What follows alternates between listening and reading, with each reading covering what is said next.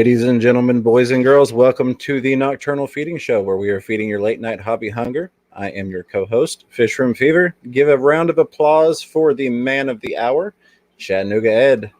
Welcome. Hi guys, how y'all doing? And you know what? There we go. Sorry, I had feedback. Oh my gosh, it's a great way to start it out. Always. Amazing start out, James. Oh, well, thank you. It'll get better, but it's a start. I can't believe that. I was watching KG and I had the thing blasting so I could like do stuff, and I forgot to pause or mute it afterwards. And then like when ours kicked on, I was like, bam! Oh, nice. But guys, we have an amazing guest tonight. It's our first time, I think, ever actually having like a special guest. Well, every guest we've ever had is a special guest, but this time we're actually going to meet somebody for the first time, and he makes amazing videos, and he's from the land down under. We have Lazarus the Fish Boy. Woohoo! Hey everyone, how's it going? Hey partner. Thanks for having me. You bet. Well, thanks for coming up. And it's fine. As you guys can all see, he has sunlight behind him. That is so cool. Oh, and it's winter time there too, right? Yeah. It's quite cold. My feet are freezing, but oh my gosh. Yeah. That is so bizarre. Well, thank you so much for coming on. And I don't know if I'm sure a lot of you guys know who Lazarus is, but he has some great videos, and I am so jealous of his skills of editing. And I'm going to try hard to do better, or to be a little bit more like him, because he's amazing. But thanks. So, Lazarus, how did you get into fish? Well, basically, my friend's mom had a big fish tank, and I was going to his house a lot, and I just was in love with the fish. And one time she took us to our local pet store, Cabot Aquarium, which I go to a lot now. But yeah, for the first time, and it was the first time I ever went to a proper aquarium with fish that they actually sell, aquarium fish. And I just fell in love because there was rooms filled with fish, and it was just incredible. And there were so many different types. And then about a few months later, I just went up to my dad and asked if we could get a goldfish. Then when we went to the pet store next to get crickets for the lizards, I asked the staff about fish, and they said it wasn't that hard, so my dad thought, why not? And probably about a month later, then we got a 90-liter aquarium off Gumtree, so it was secondhand, very cheap. It was only $150 with the filter, heater, tank itself, soil, plants, the whole thing set up for $150. And I have that tank to this day. I love it. But yeah, and then I've just sort of grown from there with 5 tanks now and a pond. Awesome. Nice. That is super cool. What's your favorite fish? Now, I know you have a lot of live bearers. Yeah. But what's your favorite? That I'm keeping currently? Yeah. Okay, well, it'd have to be my Ranchi goldfish in my outside 60-liter aquarium. He's called Chub, and what I love about him is that he kind of goes diagonal and then drifts up to the top and then waddles back down and does that all day. And it's nothing wrong with him. It's just something he does. It's just his thing that he happens to do all day. But it's quite funny to watch. When I was your age, every year I would get little bitty goldfish, the fancy tailed different types. And I would grow them up to about a baseball, or actually softball size, the following year in my pond outside. And then I would trade them in for fish food and new babies. And it was awesome because I did that every year for like all the way up and through till I moved to St. Louis. So that would have been high school when I had to give that up. So yeah, that's a lot of fun. Yeah. And I had a favorite goldfish. I named him Loch Ness. He was a bubble eye or a moor, and it was real cool because he kind of shed his scales and he was like turning red and black. That was pretty cool. Yeah, there's a lot of varieties out there. Yeah, do you just have the one goldfish or do you have more in there?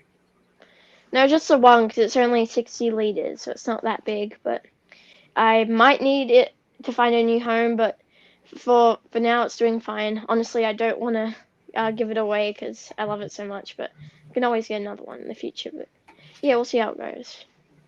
Yeah, well, and they live for a long time, so you could have him for a long, long time. Mm. So, does it freeze there where you live? Oh no, it doesn't get that cold. It gets to about 5 degrees Celsius, which is probably 30 to 40 degrees Fahrenheit, not sure. But yeah, it at the moment it's probably 10 degrees, but it's cold for us, but compared to other places where it freezes, it's not. In my outside pond, I only put cold water fish in there, even though in the summer it gets really warm here, because I'm able to keep fish outside still, just as long as they're cold water, because it doesn't get below 10 degrees, which is great. Oh, that is awesome. Yeah. So that'd probably be like living maybe in Georgia, just a few hours south of me. I think it only froze here like twice last year. Yep. So I kind of live now in a warmer spot too. It's kind of neat to live in warm spots. Yeah, I've kind of wanted it to snow. I want it to snow here one day because, you know, I've never experienced having my house covered in snow and stuff and playing on the streets, but you couldn't nowadays with COVID, but yeah. But that snow is so much fun. I used to live up north, and oh my gosh, I miss it so much. So I hope you get it too someday. Hopefully. So how's COVID-19 down there? Well, I don't know. It hasn't been too bad. I wear my mask when I go like to the fish store today and stuff, but I still haven't met anybody that's gotten it yet. So that's good. Yeah. Down here in stage 4 lockdown, and we can't go. Pet stores are closed. All the stores that aren't, you know, like necessary are closed, like clothes, toys. You know, it's only really food stores that are open now, and yeah, we can't go out after 8 p.m. or else you get a big fine. Well, if you here in Chattanooga, if they catch you without a mask on, they give you a $50 fine or a week in jail. So I would pay the $50 fine. You get a week of free food if you're homeless, is what that sounds like to me. Yeah, I guess so. Just a matter of perspective. Let me play the devil's advocate. Yeah. Do you guys have fleas down there? Pardon? Do you guys have fleas? I'm guessing not. I have to move to Australia. I didn't have and when I lived in Missouri, I didn't have fleas, but now that I live in Tennessee, there's fleas all over the place.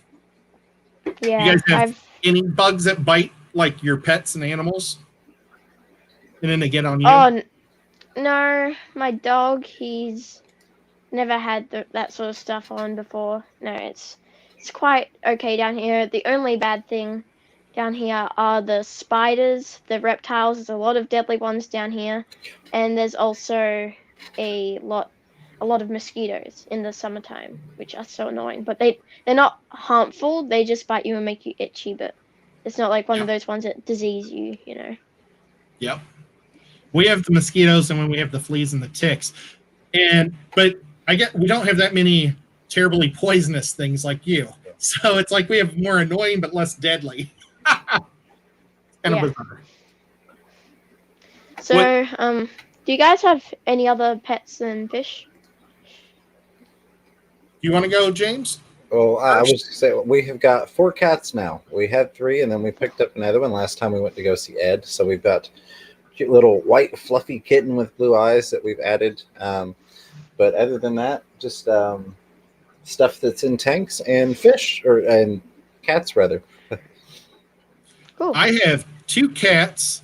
I have a lizard that's living in my basement, so it like runs around the floor sometimes. It's like blue and green. It's real cool. Yeah. But it's only like that big from head to tail. But I figure he must be eating enough little critters that I don't see, so. And he's been down here for like 3 months. So I kind of say I have a lizard. Yeah. So this is killing me. Ed, do you care if I go through and say some hellos real quick? We skipped that part and it's driving me nuts. Yes. So sorry, It's folks. okay. Yeah. It's just like I'm going to say hi. So we had first in was of course Lazarus the Fish Boy was in the chat, and we had Sand Creek Aquatics 2, Pepling Creek Aquatics, Petzotic / multiple aquariums, John Larson, myself and Ed in the chat saying hello, William Pridemore, Main's Tails, Furs and Fins, and we're going to talk a little bit about you here in a little while, Mains. Catfish Terry, Chris John, Dan Slee, Guppy Guru, who's also doing the wonderful translations from metric to standard with all the liters and Celsius and whatnot. I appreciate that, Guppy Guru. The Zen Ginger throwing all sorts of links out for us. Sandy Dowdy, Sherry Kramer, GRB Aquatics, who mentioned that you can go to a ski field down there if you want to see snow, Lazarus. Lefty 3213A, almost to the bottom. Pugs, Tanks. There we go. I think I caught everybody. I'm sure I missed one. Scott's Aquatics, Punchy Paints, and almost to the bottom. I think I caught everybody. Katie's almost living the dream. She made a comment. She loved the accent. Miss Fever's in there as well, and she's actually right here with the kitten. But I think that's got us caught up. If I missed you, my apologies. Hey, Mandy Boyd. So there is the new little fur ball. That's awesome. Now, Lazarus, we Mr. do like Fitzurst dogs. is me. Hi, Brian. We both have had dogs. I just don't have one right now. Oh, that's a cute one. Yeah, I'm a huge dog fan too, but where we live, being in a single wide, it's just not really fair to have the dogs in a trailer all the time without a yard to go run in. If you would get a dog, though, what type would you get?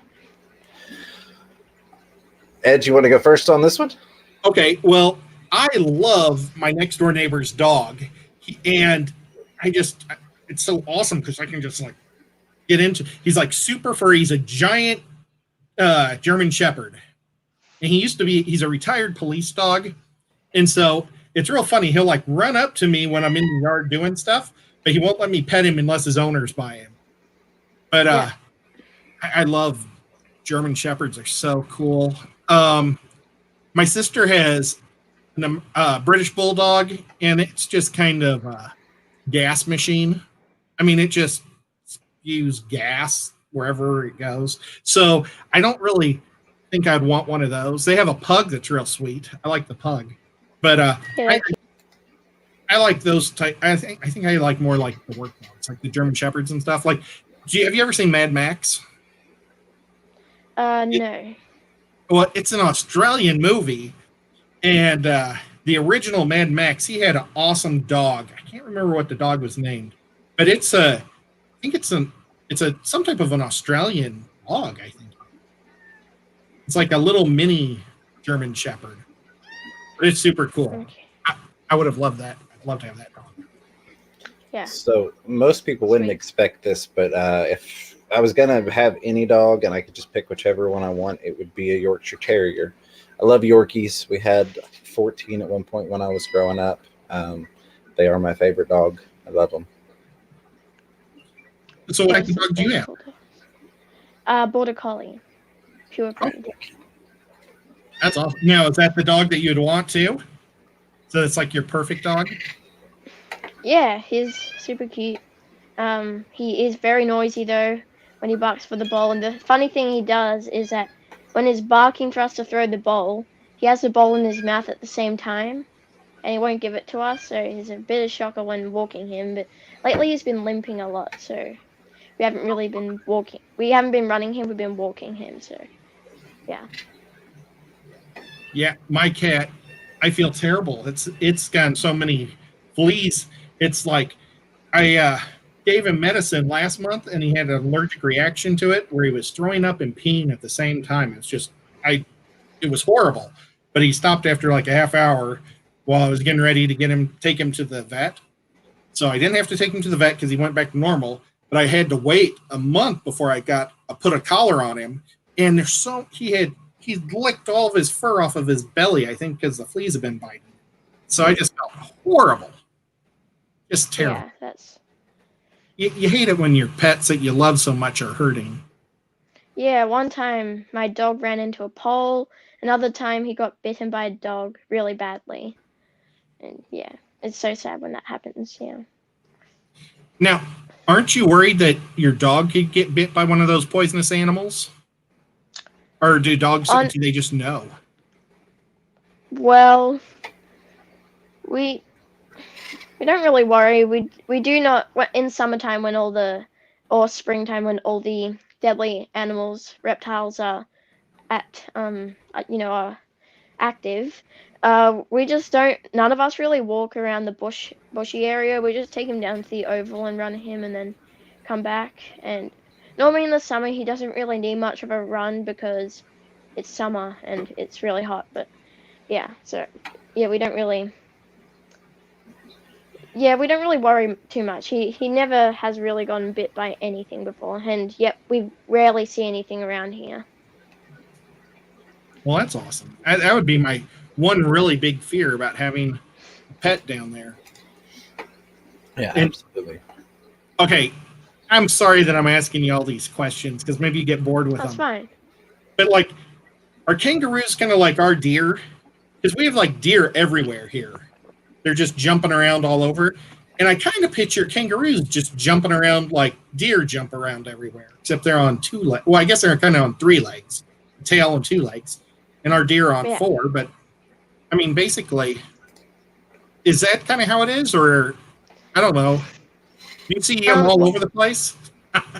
You do, if you're down in the bushland, like near the middle of Australia and just more the grassy areas. And normally they come out in the afternoon at sunset, and you see them jumping around, and super cool. But it's so sad because on the way, I always on the way to like a place on the highway, we see dead animals, dead kangaroos that have been hit by cars. Although more when the kangaroos get hit by a car, the car will probably get more damage than the kangaroo itself, because the kangaroos have super strong legs. It's insane. Yeah, I had a deer and it was like that. I drove it. Well, I had it towed into the place and they thought I'd hit a truck, like a semi. But it was just the deer jumped and it didn't hit the bumper. It just hit my grill of the whole front of my car. Or I was driving a SUV and it just like caved in the whole front. So I just think that kangaroos are like the North American deer. I don't know. Maybe that's just goofy, and maybe I've just thought way too much about this. But I think about it all the time. John Larson says wallabies are more of a problem. And we've got a question up on the screen there from Guppy Guru. Awesome. So, you don't have your glasses up. Any new projects you can talk about, Laz? Well, I am breeding at the moment a pair of honey gouramis. I am also breeding some German blue ram cichlids. Nice. And I am breeding. I'm doing it like a mixed breed of a female swordtail and a male platy. I didn't actually try and breed them. They just did it by themselves, and then ended up with Fry. So they're right behind the Fry, and they're so cute. But yeah, I'm super excited to see how those Fry turn out when they're a mix of swordtail and platy. I like to call them sword platy. That's because I think they're gonna be platies with swords on their tails. Maybe, I'm not sure. But that'll be awesome. Yeah. Oh, and in the summertime, I will be making a project of breeding the white-clad mountain minnows I have outside, because it's cold at the moment. They won't breed. I have 2 males and 2 females, so they will for sure have some eggs. Now, so, yeah, that's. Do you ever have a problem getting different types of fish that you see on YouTubers from North America? Is there ever any type of fish that you want that you aren't able to get, or is there fish that because I know, I don't know if you know who Punchy Paints is. That's Pam. She absolutely loves your guys' honey, blue eye honey something. Gosh, what is it, James? It's not a garum. No, honey blue eyes. It's a type of rainbow, I think. I was getting used to being quiet over here in my corner, and I zoned out. He probably knows. Let me just shut up and let the... Wait, Pacific blue eye or forktail blue eye? I've gotten the Pacific blue or the blue eyes. It's the honey ones. They're Okay, yellow. Suda McGill is what Blake's Aquatic says. That's probably like the real name. Yeah, I think it was the blue-eyed rainbow. Yep. Yeah, I've got a forktail rainbow fish in here. Blue eye, sorry. Yeah, there's Pam screaming honey blue eyes. Yep. Honey blue eyes. They're like honey blue eyes. I know Blake was trying to breed them in a tub outside last summer or when, I don't know, last season. I'll just go with that because you guys, the seasons are different. So crazy. But so what season is it down there? We're in the middle of summer. So it's summer. like, yeah, it's like 90, it was 98 degrees just 2 days ago. But that hurricane that hit brought in a lot of rain today, so it's kind of cool. Yeah, that's good. Yep.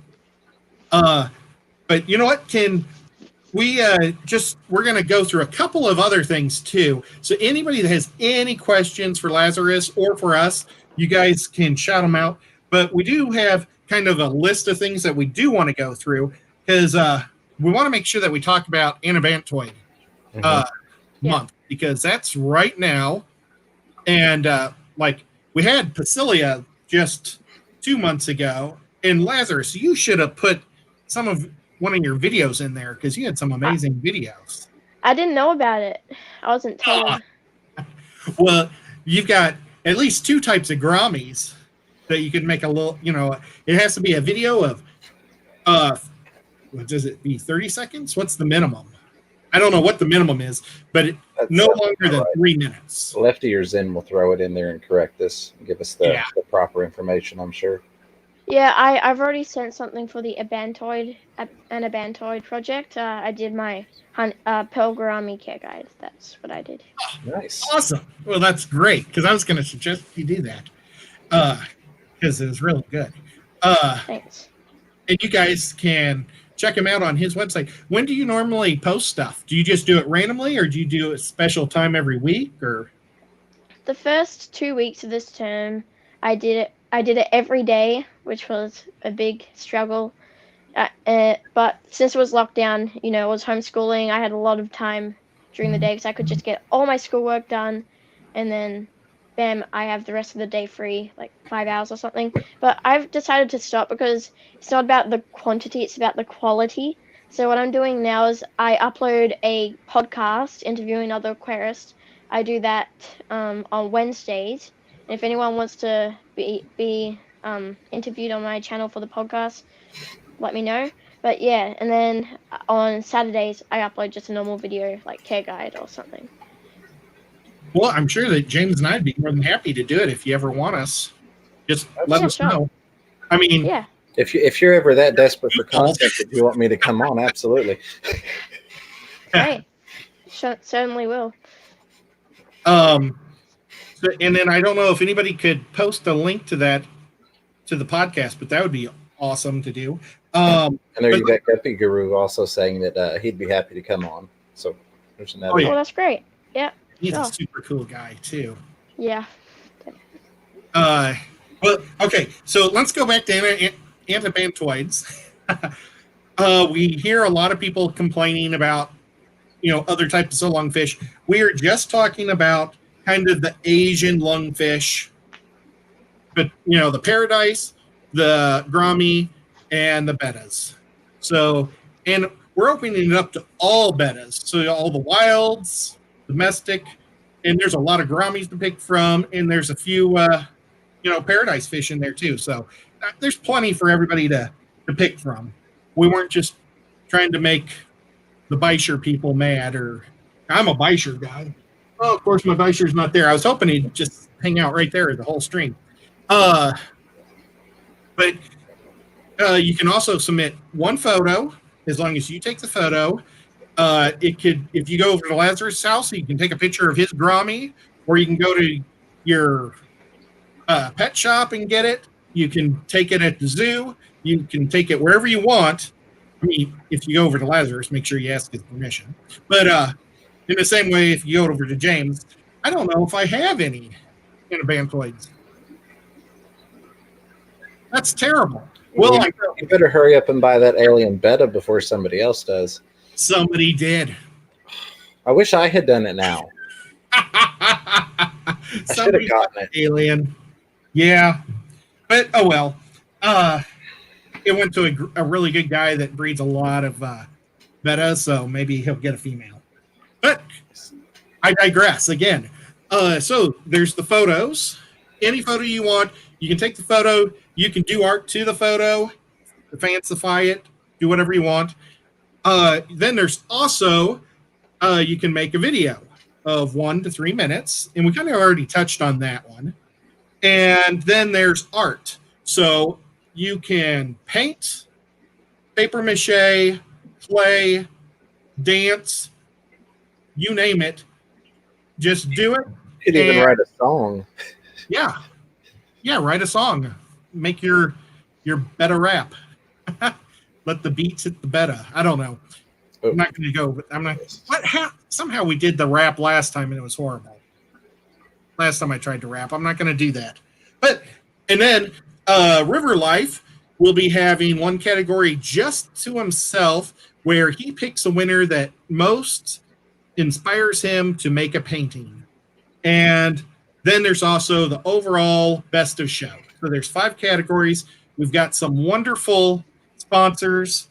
Unfortunately, if you live out of the country, we can't send any live goods. So no fish or plants can go to winners outside the country, but we'll try to balance it the best we can, because that's what happened with Prongy. He's from Australia and he won best video. But hi Susan, the fish mom's here, and hopefully she'll participate in Anabantoid month. Yeah, so just real quick, we went early. A lot of people, or several people, said, I thought this was just now starting. So because Rack was not streaming and we had people hanging out and Lazarus was available to come on a little bit earlier, we just went ahead and fired it up. Yeah, I'm so sorry, folks. We need to call Rack and see if he's going to be there next week, and maybe we'll just start an hour early so people don't have to sit around and wait. And Ed, just a reminder, at Main's Tails, Furs, and Fins, I was on there at like 4 o'clock this morning. I'm going to let Miss Fever take a look. Main's had offered us some bettas, Ed, so you need to get on her website. And again, she's going to be on my channel, not this coming Saturday, but the next Saturday, because we are going to be traveling this Saturday. But she's going to be a guest on the Meet the Members series that we're doing on the Fisher & Fever channel. So that's going to be fun. Awesome. Now, what time will that be?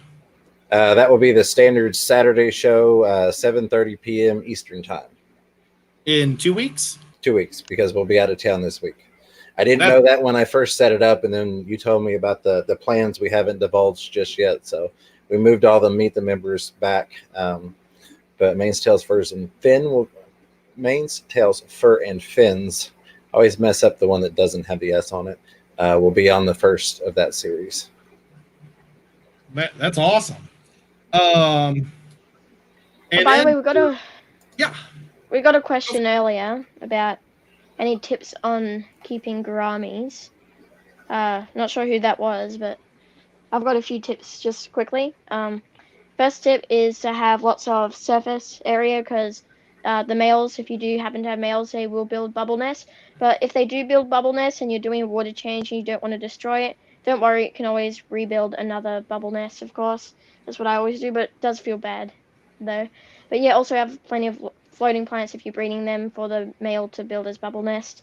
Yeah, that's the main tip, but yeah, they're very great fish. Awesome. Yeah. You know, what I love gouramis for is they like to eat paramecium. Paramecium? Am I saying that word right? Paramecium. Paramecium? Paramecium. Oh my gosh. I needed to look the words up before I speak. The little white worms, you know, that are in your tank that'll eat your shrimps. So Planaria. Yeah, planaria. I was just going off of the words you were trying to say, and I'm like, I think the word he's trying to say is paramecium. Then I'm like, I don't think that's what he's talking about. But yeah, the little planaria, yeah. That Lazarus, one problem that I have when I'm live streaming, I seem to forget half of my vocabulary. There are words that I say every day that I just It's gone. I struggle. The same with me when I'm filming.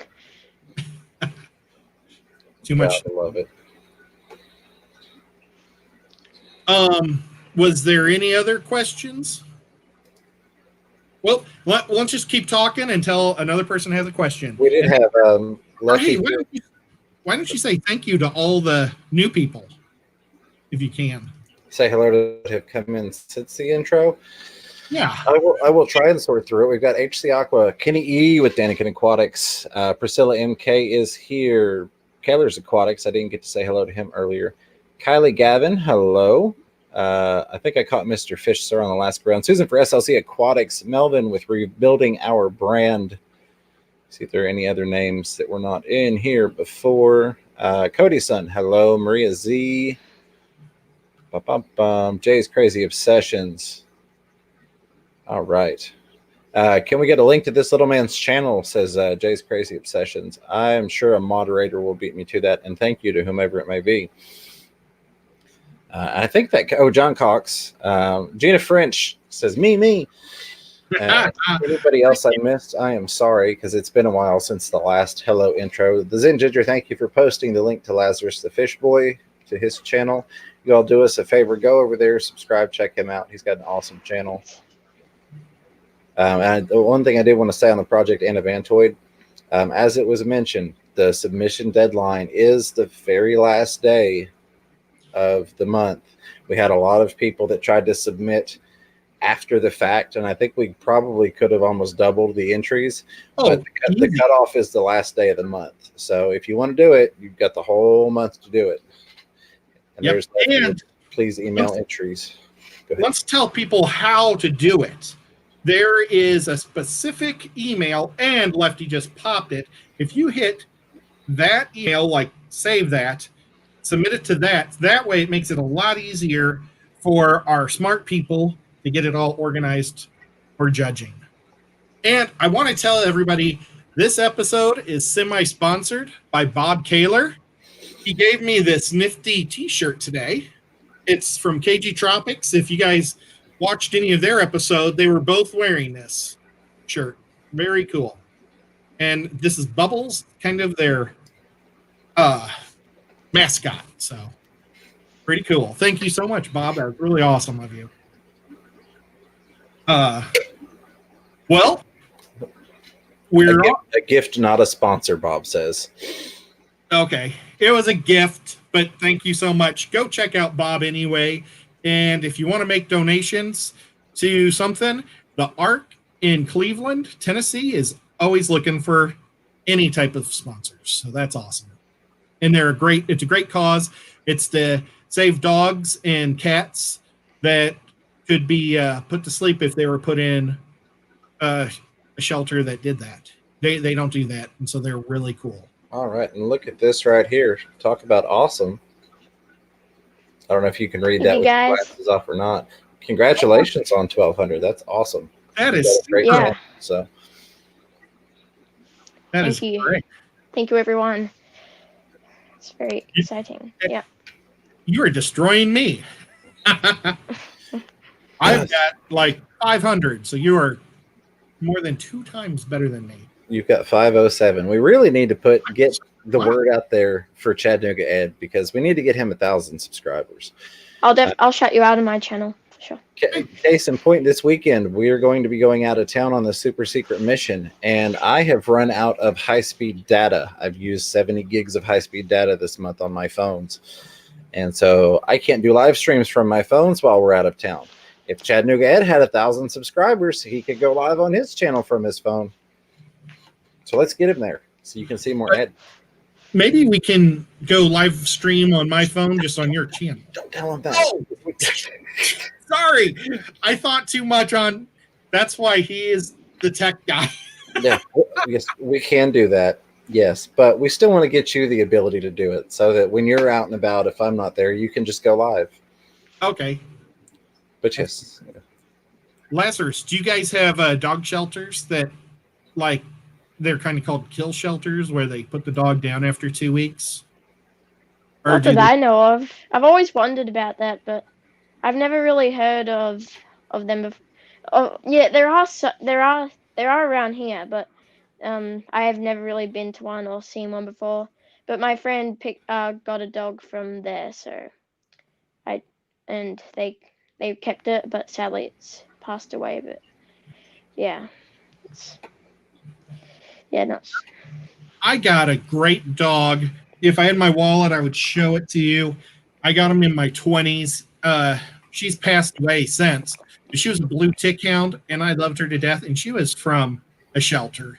So, I mean, you don't have to spend money to get a dog. You can get wonderful dogs at shelters. Absolutely. Yeah. So, what are your favorite fish that y'all keeping currently? Boy, I am a guppy guy, and that's why I love your material, because you have a whole mess of live bears. I have mollies, flatties. I don't have any swordtails right now. I have some goodiots, and today I also got some endlers from Bob. So I have Ooh, endlers now too. nice. So, yeah. So, Emma's amazing. before I Sorry. answer, I just want to say I love the way that he's flipping it around on you, Ed, and he's getting the questions out to you before you're getting the questions to him. Of course, I'm getting in there too, but I so watched some of his stuff earlier, and he has some great interviews, so it doesn't surprise me. Great job. absolutely. My favorite would be plecos. That is my favorite type of fish, of course. But I love them. It's a new favorite fish to me, if you will. I just really got into them about a year ago.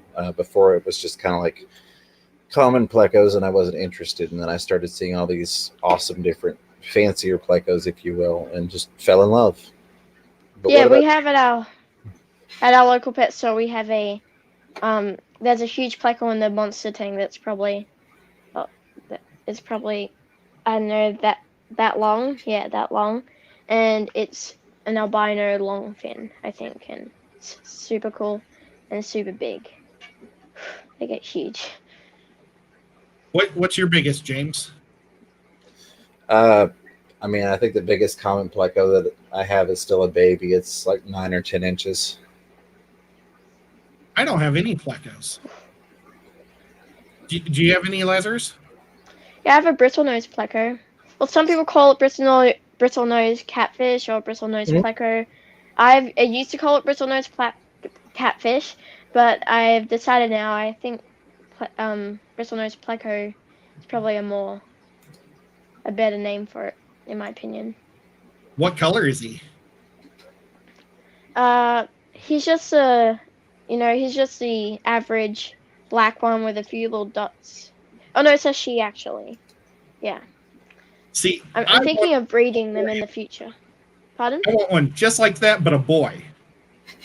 Like, Yeah. I don't want an albino one or a red one, or I just want a normal, generic one and a boy, because I want him to have a big old head of coolness. Yeah, it's crazy because I bought him about that long, and it's only been it's actually been a year now, but now it's about that big. So Whoa, he's a big one. yeah. Oh, she actually. Yeah. Gee. Yeah. What do you feed her? Oh, I give her at nighttime an algae wafer, and she's happy with that. And she probably does eat leftover food at some points, but a lot of the time she just hides in the anubias and just kind of. I think she might graze on the algae, while the blackbeard algae or whatever, but she's just more of a hider now. She used to be super active, out about, just sucking away all that algae, but now she's kind of low key and just a bit shy, I guess, or tired because she's old, but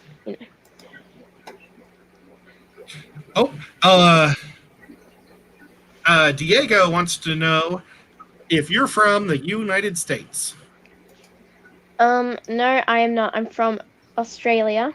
A lot of people like to say Australia, but I've been taught sophisticatedly to say Australia. But yeah, I'm from there, in Victoria, in Melbourne, which is where the pandemic is huge.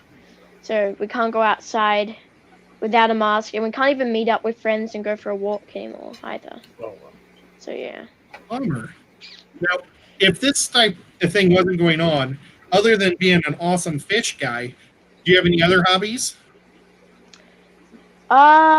Well, I do have some lizards that I do like to I like to hold them a lot. But I do a lot of outside activities, or I do a lot of activities if it's not locked down, just a normal school week, I would do on Monday, I'd have an hour and a half acting class. On Tuesday, I'd have an hour tennis class. I'm not going to say the time, but on Wednesday, I have jazz, hip hop, and tap and technique work. And then on Thursday, that's a free day. And then on Friday, I do ballet. And then on Saturday, I do cello. And yeah, and then I do about an hour cello practice every morning. So it is a big hassle. Like I have to get up early to do it before I start school. But yeah, I managed to get through it. And I just auditioned to go into because I'm in primary school still, my last year, and going to high school next year. And I just auditioned for a fairly really good one. It's called VCAS, Victorian College of the Arts Secondary School. So that will Oh, be great if I get in. Yeah. so what made you choose the cello? I do not know. I've been playing it since 6 years old, or 5 actually, so I'm not too sure. I think my dad just came home with one and just wanted me to play it. I did. I do enjoy it, but I think, and yeah, I probably shouldn't say it, but I do think I'm doing a little too much lately, but my dad just keeps pushing me to do an hour every morning, and it really puts me off, but I guess it is worth it in the end. Maybe your dad made a great choice. Whoever chose the cello, I wish I would have done that. My mom started me with the piano when I was like 5, and she made me do that for 1 year, and I hated it because it was Saturday morning cartoons. And then afterwards, she said, "Okay, now you can play whatever instrument you want," and I picked the saxophone, and that was like a terrible thing to pick because now when I try to play, my lips aren't strong anymore, and it just feels like I'm ripping my lips off. But if I would have done a string instrument or something, that would have been so cool.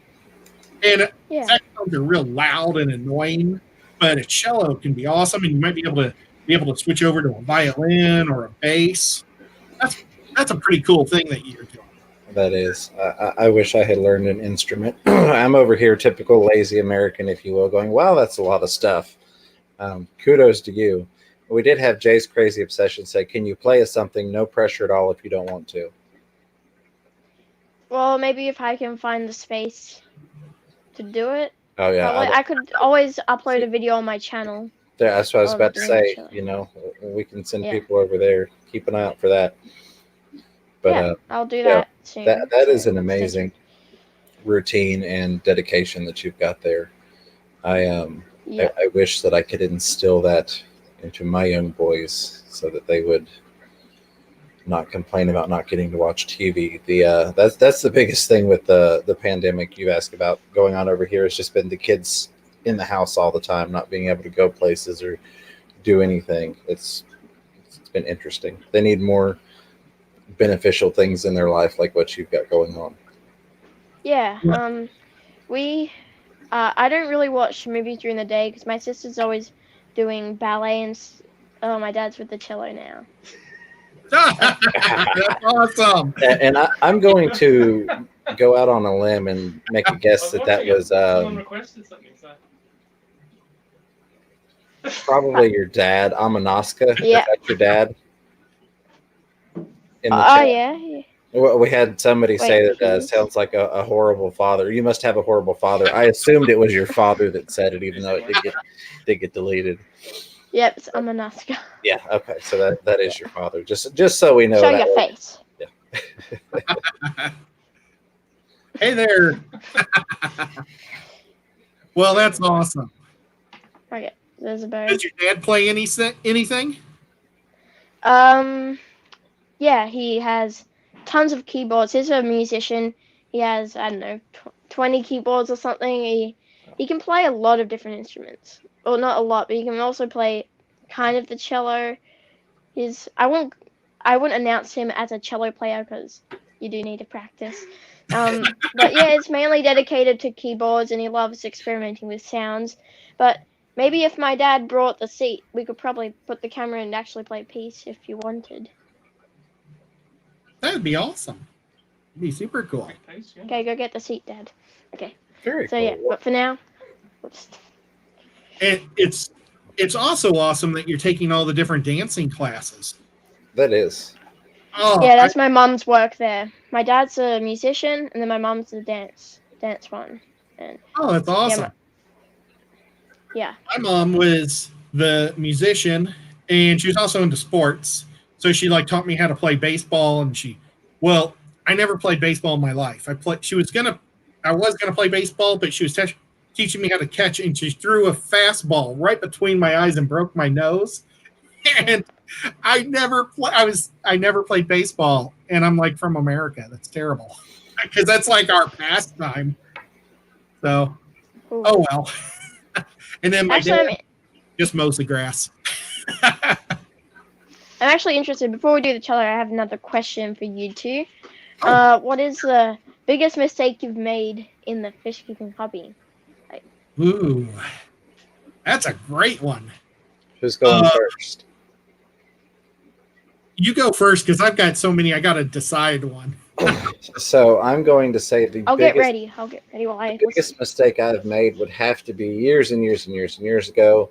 The whole over cleaning thing that you hear people talking about, and I actually had a person in my live stream on TikTok earlier that said, "Hey, I'm having this problem," and I said, "Well, are you cleaning everything with like detergent and water and scrubbing it?" And she said, "Yes," and I'm like, "That's the problem."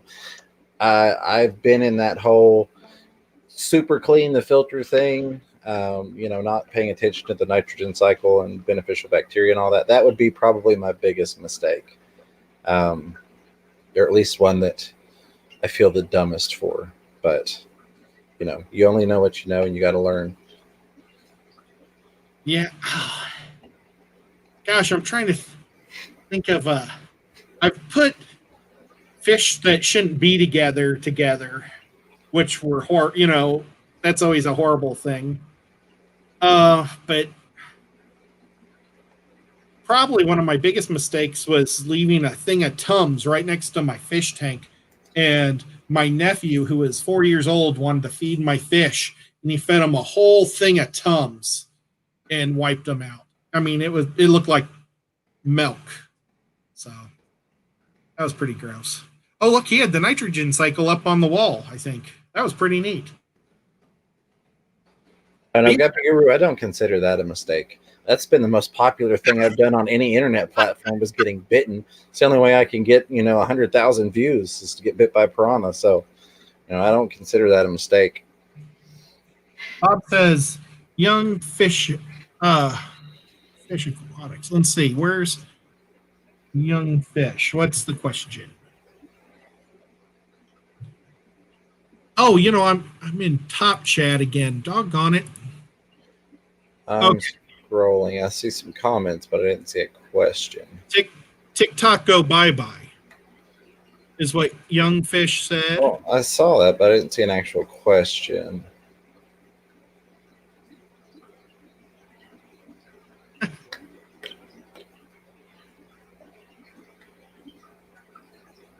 Oh, he loves my background tank.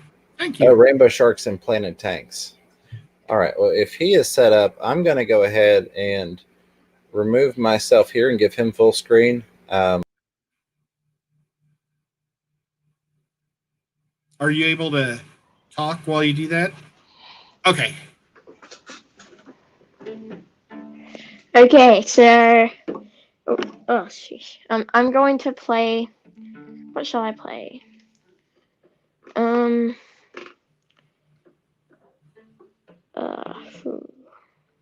I'll play Human Risk. Okay. So. I forgot who it's by, but okay, here goes. Oops.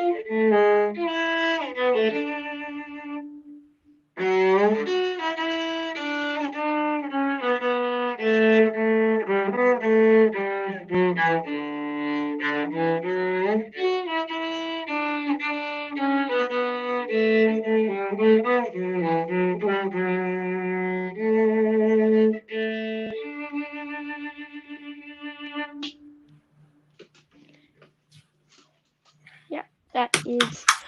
That a was piece. awesome. Thank you. That was Absolutely amazing. that was so cool. The chat is Life completely is full of better. compliments, as it should be. So once again, let me take this chance to say, if you have not yet subscribed to this amazing young man, Lazarus the Fish Boy, please go subscribe to his channel. Thank you. He was amazing.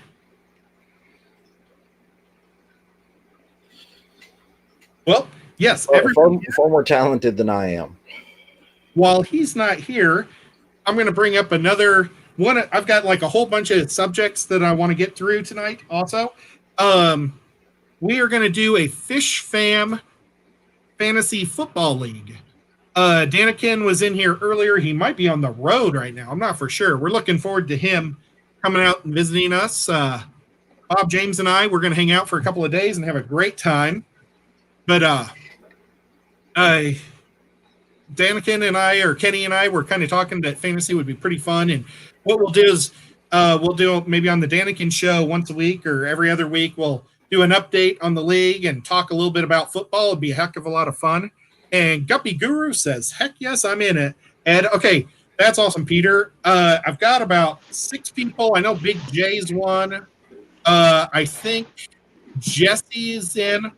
So I just need your guys' email so I can send you an invite from the Fantasy Yahoo League for fantasy football. So, Lazarus, that was amazing. Thank you. Absolutely. So I'm curious, given that there's a lot of musical talent and training in your family, do you do any composition work? With my family. Yeah, well, I asked that because my next question was going to be, have you considered doing your own music for your YouTube videos? Yeah, my dad's thought of that. Said I should do that. I probably could. Yeah, definitely. I just don't know what to play. It'd probably have to be something that's not, like an actual song. That's something original. But yeah, I probably should one day. I've been meaning to do that. But yeah, my dad's definitely brought it up a few times. And then we had one other question. It was regarding super chats on your channel. So we know you have the subscribers. Are you still needing watch time in order to get your channel monetized, or are you there already? No, I'm not there yet. I still have another 3,700 hours of watch time to go. So I'm not quite there at all, but I'm super excited when I can. So yeah, that will be great. There we go. And there it is. It was for Mains, Tails, Fur, and Fins. So that lets you all know, go watch his videos, play his playlists, get him the hours, and that way you can support him and get him monetized. Yeah, that would be awesome. Just watch all this stuff, and that would be just like a super chat completely to him because he would love that. That'd be so cool. And let a friend know. Now, does your sister also play an instrument? Yeah, so she is a full-time ballerina, but she also does. Once again, my dad encourages her to do the violin. The other string instrument, yeah. Yep. She's been doing that for 8 years. Yeah. Oh, that's cool. Does your mom play anything? You guys could have a whole band. Yeah, my mom, when she was a kid, she used to play the flute, but she was never introduced to music at that age. As a kid, so she probably could if she started practicing an instrument, but yeah, not at the moment. Maybe since she has her job, she doesn't have a job anymore during COVID. Maybe she has time to do that, but who knows? Yep. Well, I kid you not. Yesterday, I was thinking about buying a banjo. There are 2 different string stores in my town. And there was a guy out playing a banjo yesterday, and I was like, oh my gosh. I think I could try to learn that. Steve Martin did it when he was in his 20s, and now he's like had lots of records and everything. He's like an amazing banjo guy. But Yeah. do you guys have banjos down there? Or is it just... Oh, yeah, my dad actually has a banjo. Oh, that's awesome. Yeah, I like to just pluck it a bit every now and then, you know. That's so cool. Well, Yeah, we've got lots of instruments. yeah, that's awesome. Now, okay, let's talk about your tank. Now, the fish in there, are those the ones that you got in the mystery box? Oh, yeah. Let's hear some plucking.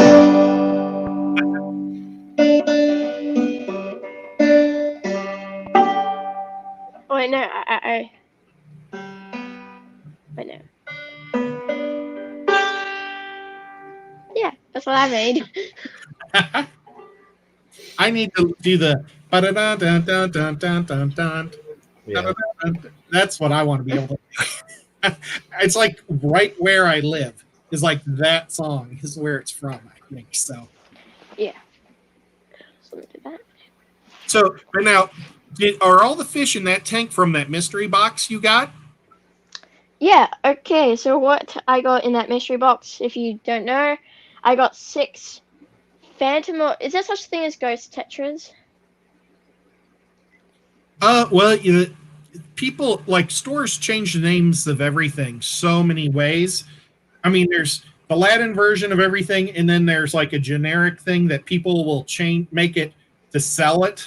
So, like maybe if you're in one part of your country, they might call it, I don't know, a black tetra, and somewhere else they might call it a ghost tetra, or so it's, Yeah, well, so it I kind think they call them phantom tetras, okay? So yeah, so there's 6 of them in there, and then the guy who did the mystery box, he chucked in a pair of the honey grummies, which I am now breeding, which was very nice of him. 10 neon tetras, so a big school in here, really cool, and he gave me 2 male guppies, one standard Dumbo guppy, and the other one is a platinum. And then, yeah, so then I got all those, and I only ordered like a small mystery box. It only came with 3 bags, but they were filled with fish. So you need it. There's no expectation of how many fish you're gonna get. If you order a small mystery box, you're still gonna get lots of fish. So yeah, I think the tank is stocked for now. I did get the other day though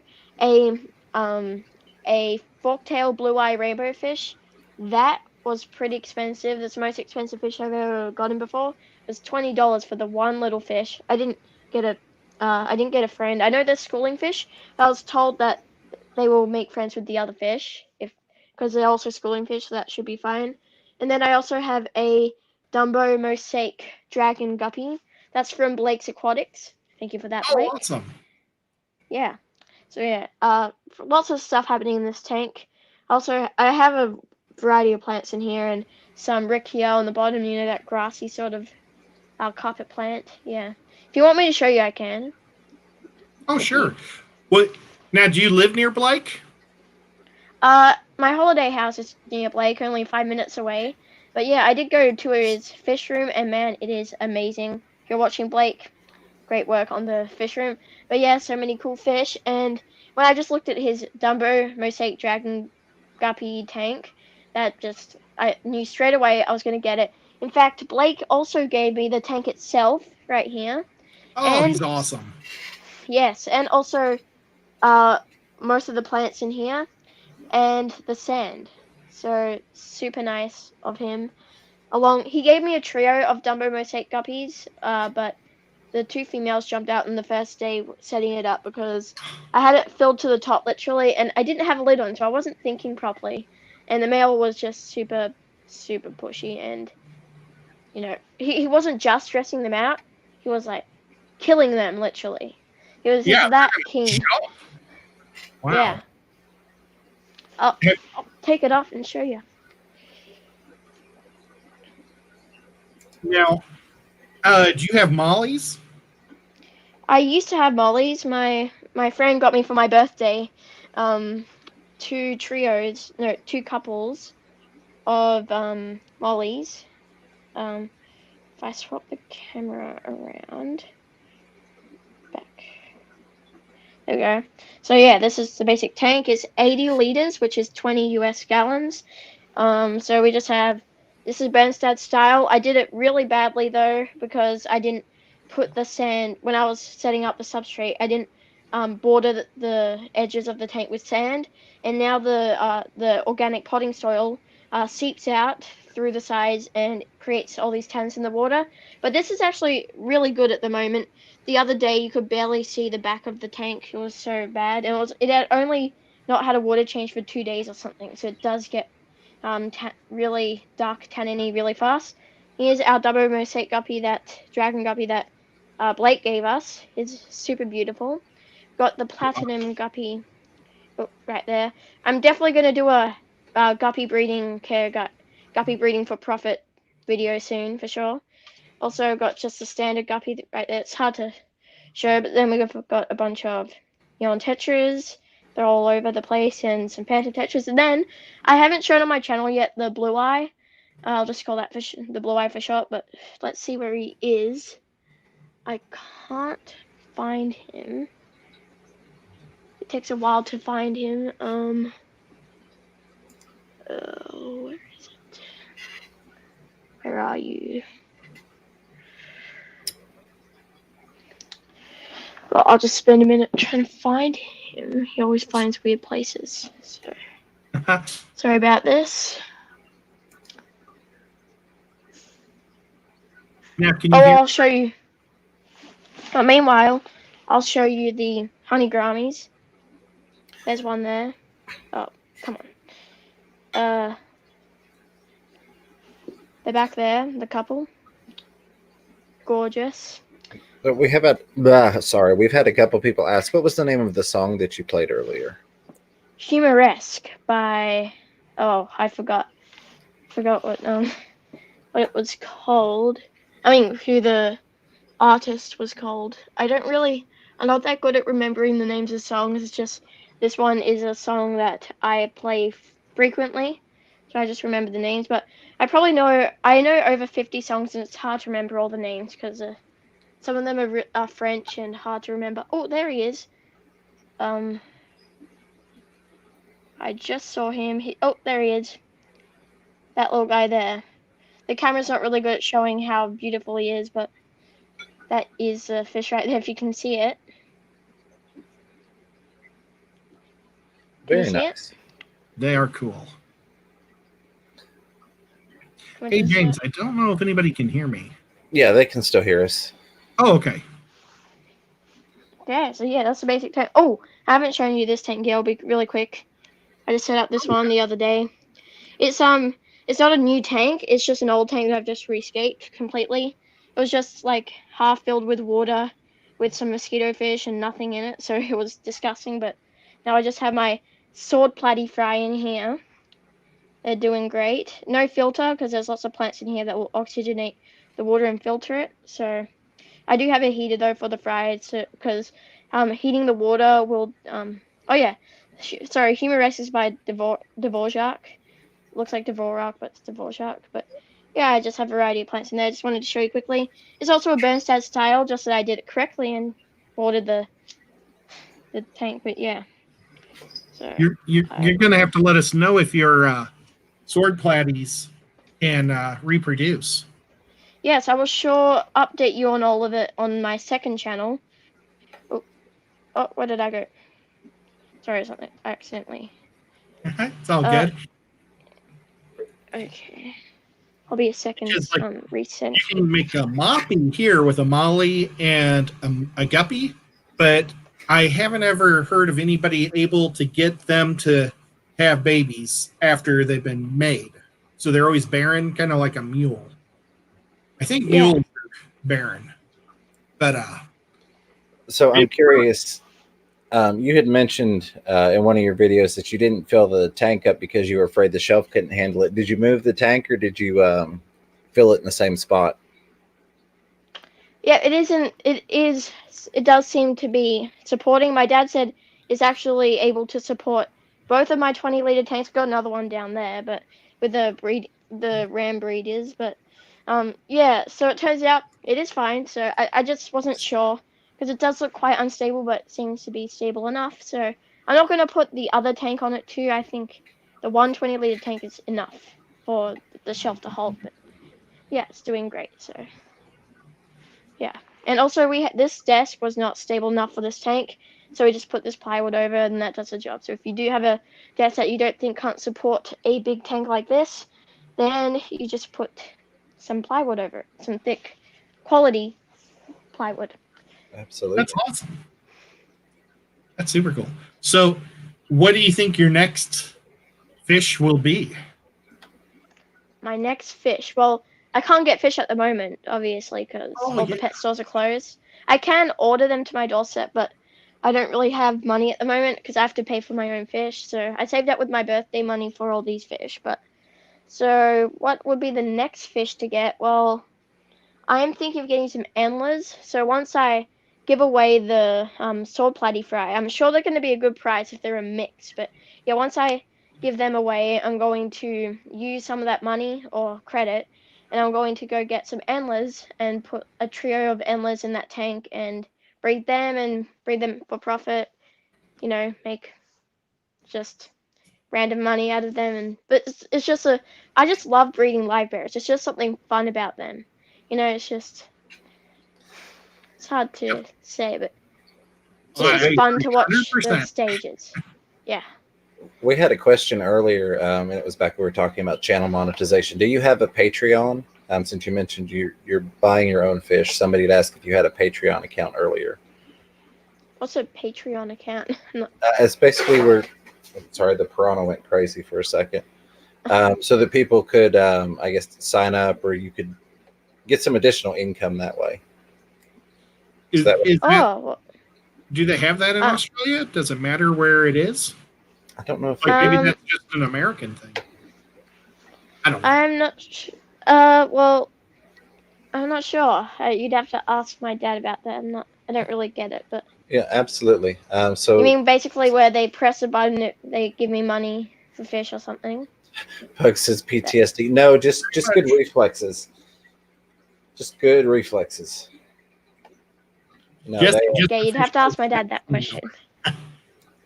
So yeah, that would be something to look into, especially given that you not only have the fish channel, but obviously the musical talent. So that would be, there are a lot of different ways you could set that up. So, like you said, for Dad, that might be something for him to check out, to set up for you.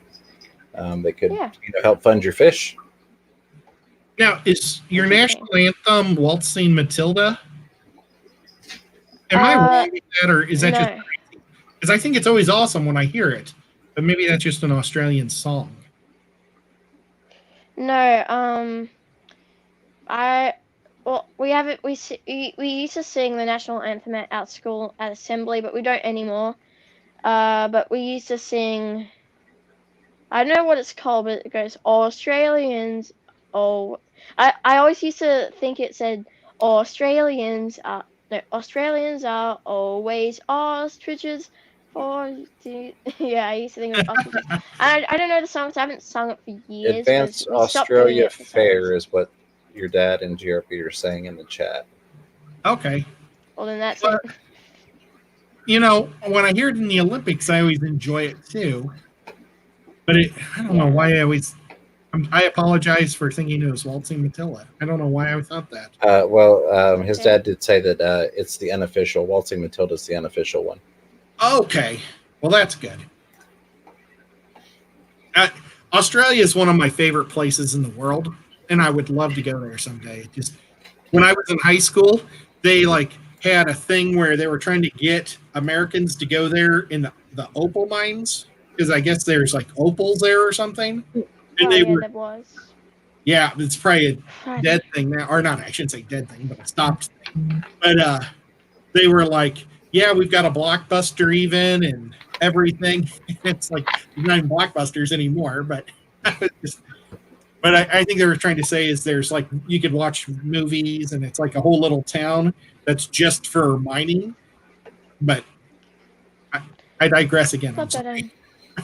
We do have we do a great landmark of Australia is the Great Barrier Reef. Now that is probably a great place to go snorkeling. Never gone there before, but definitely when I go there, I'm gonna get a GoPro and dive down.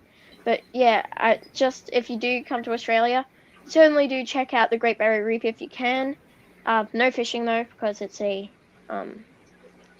forgot what you call it. It's a protected sanctuary, but so many fish, lots of corals, and the cool thing is at school right now for inquiry we are doing the ocean, so I'm really into that, which is great, and we learn about like saving the earth, tides and stuff, all that really important stuff you need to know.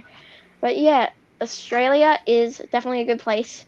There's definitely many different regions you can go to. Like there's hot regions, there's really cold regions, there's everything here in Australia, and also there's a Sydney Harbour, the Sydney Opera House. I actually went in. Oh no, Wow. yeah, that was cool. But yeah, there's a lot of cool places to explore for sure. And if you ever do come, make sure to come down to Victoria, Melbourne at some point. We'll probably meet up if you ever do, but during COVID, you probably can't for a while. So. Well, it won't be for many years, probably. But yeah, I thought we were going to plan for 2021, Ed. Well, maybe for the fish conference you guys have that Blake and Blackie went to. Oh yeah, the underwater pet expo. Yeah, I would love to go to that, but I'd probably have to do the lottery to be able to do that. The sad thing is though, I wasn't told about it this year, and I should have been able to go, but I wasn't told, and I only just found out actually 2 weeks ago, and now I'm super excited to go next year if it's on, hopefully. But that's going to be great. Catch up with a lot of other Aussie fish tubers and just seeing lots of aquariums and professional aquascapers around the country. But I definitely think it's worth coming over here to check that out, because I watched a tour the other day, and man, it is insane. Very cool. Now, is it near you?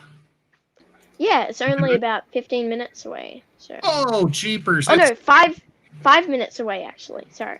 Oh wow. Yeah. Well, that's a real bummer you missed it. I know. I can't believe I wasn't. I can't believe there weren't ads showing up on my browser about it. Yeah, I probably got ads. Because every time I thought, I was like, oh, I wish I could go see that. GRB, did you go to that? Pardon? I forgot to ask GRB. Someday we're going to have GRB on here. I asked GRB to be a guest probably almost a year ago, so got to get GRB someday. Absolutely. Yeah. Lazarus, do you know who GRB is? Not really. He's an awesome Aussie also. Boy, that's kind of hard to say. He's an awesome Aussie also. He's a cool guy down there. Yeah. Have you ever been to the Australian Zoo? Oh yeah. Lots of times. More in my early childhood, rounding 4 to 8, I'd go there. We got a membership and we go there every weekend, but we kind of stopped. Occasionally we do go there. I went on the summer holidays last summer, but they're shut down too.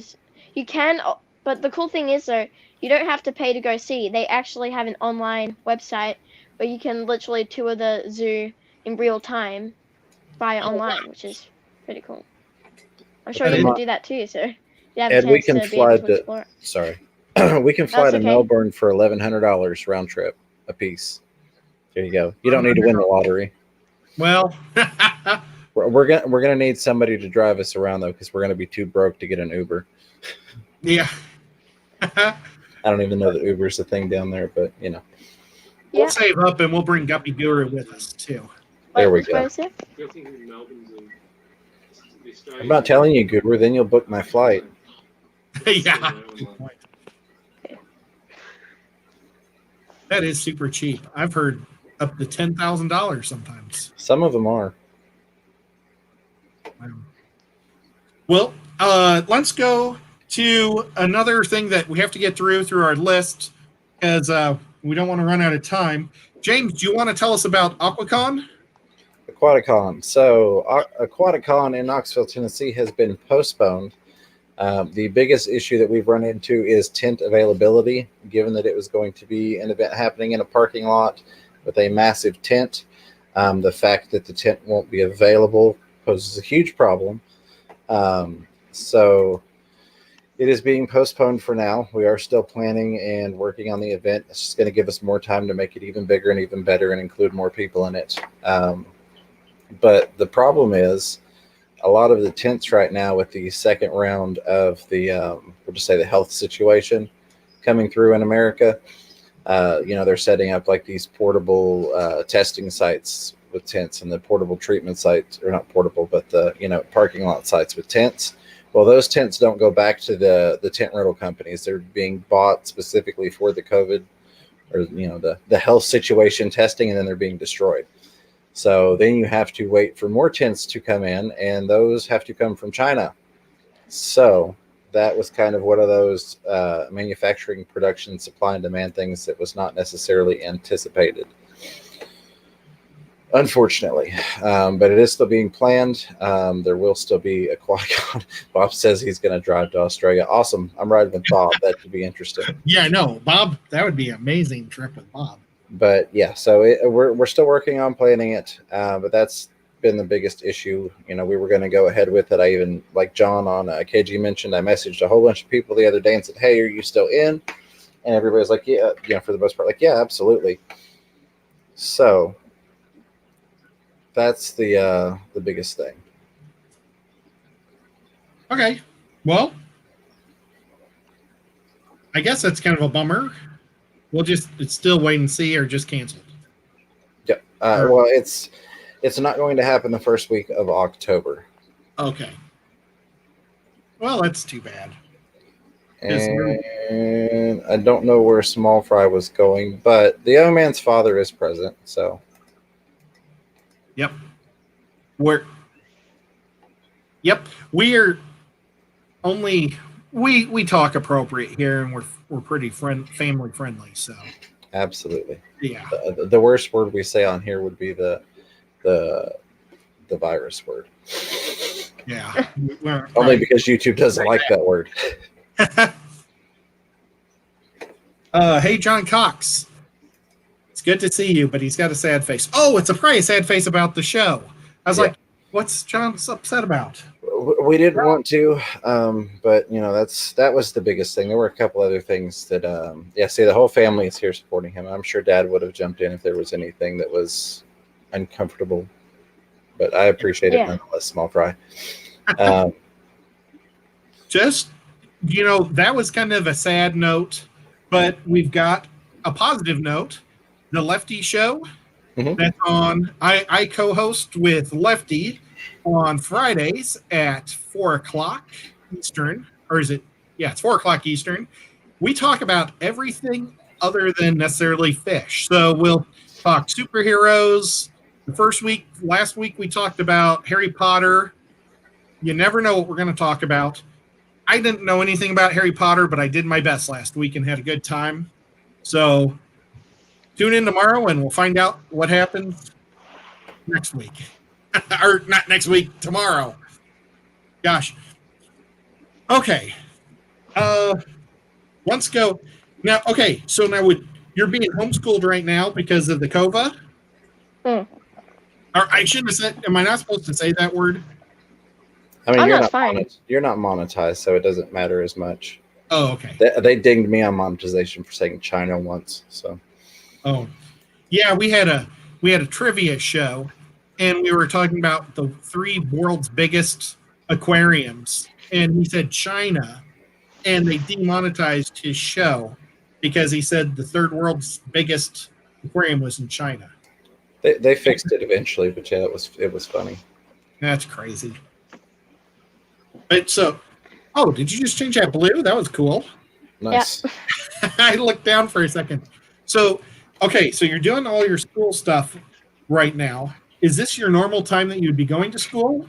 Because it's like winter time. When do you guys have your winter break? Or do you do that? Yeah, we start at 9 o'clock and go till 3:30. So I would be in school right now, but we don't actually Oh, do live meetings at school. We do WebEx meetings occasionally, once a week, but yeah, they just basically record a bunch of they record videos of them explaining the activity, and they send it to us. We just have to complete it and watch the video, and and then do it. So yeah. so are you great at science? Not really. Oh, I thought you'd be awesome with like how good you are with all your fish knowledge. I mean, I wish I had that much fish knowledge at your age. But Yeah, well, just lots of research basically. yeah, That's maybe they don't get to fish yet. They're I probably have a talking lot of about fish books. rocks. That's cool. Yeah. Well, do you guys like have a or a break like a vacation time, a couple weeks off? Yeah, we have a term at school from 8 to 12 weeks. It ranges throughout the year. We have 4 terms, and so that is 4 holidays. So the first 3 holidays, the autumn, the winter, and the spring holidays are all 2 weeks long, and then on the summer holidays we have 6 weeks, a month and 2 weeks. So And yeah, is that I over like Christmas time? yeah, that's over Christmas and um any other. It's mainly Christmas and Boxing Day, and from we have the summer holidays from December the 22nd to to February the 1st or 2nd. So we haven't. Yeah, great time. It's what I love about it though is that we have long holidays in the summer when we can be outside a lot of the days and enjoy the water at when I go down to my beach house. Super great. Yeah. That's awesome. Our Christmas break is always in the winter, so it's cold, and you don't get to do anything. Well, our Christmas break, not our winter break. So that's it would be really bizarre to me to have Christmas in the summer. Like, do you guys have Christmas trees? Is that a thing? Yeah. Yeah. Of course we do. Yeah. Yeah. But we don't really do presents anymore on birthdays or Christmas anymore because we are Christians, so we do believe in God and stuff, and we believe that it's Christmas isn't a day for us to get presents. It's more for Jesus to have presents because if you are religious, it is Jesus' birthday that day, which is the main reason why Christmas is a thing. But yeah, and we used to do Christmas trees. Now we just since we have a ballet bar in the living room for my sister to do ballet, we just decorate that with some Christmas decorations and yeah. Do people put Uh, Christmas lights on the houses and stuff in the summertime?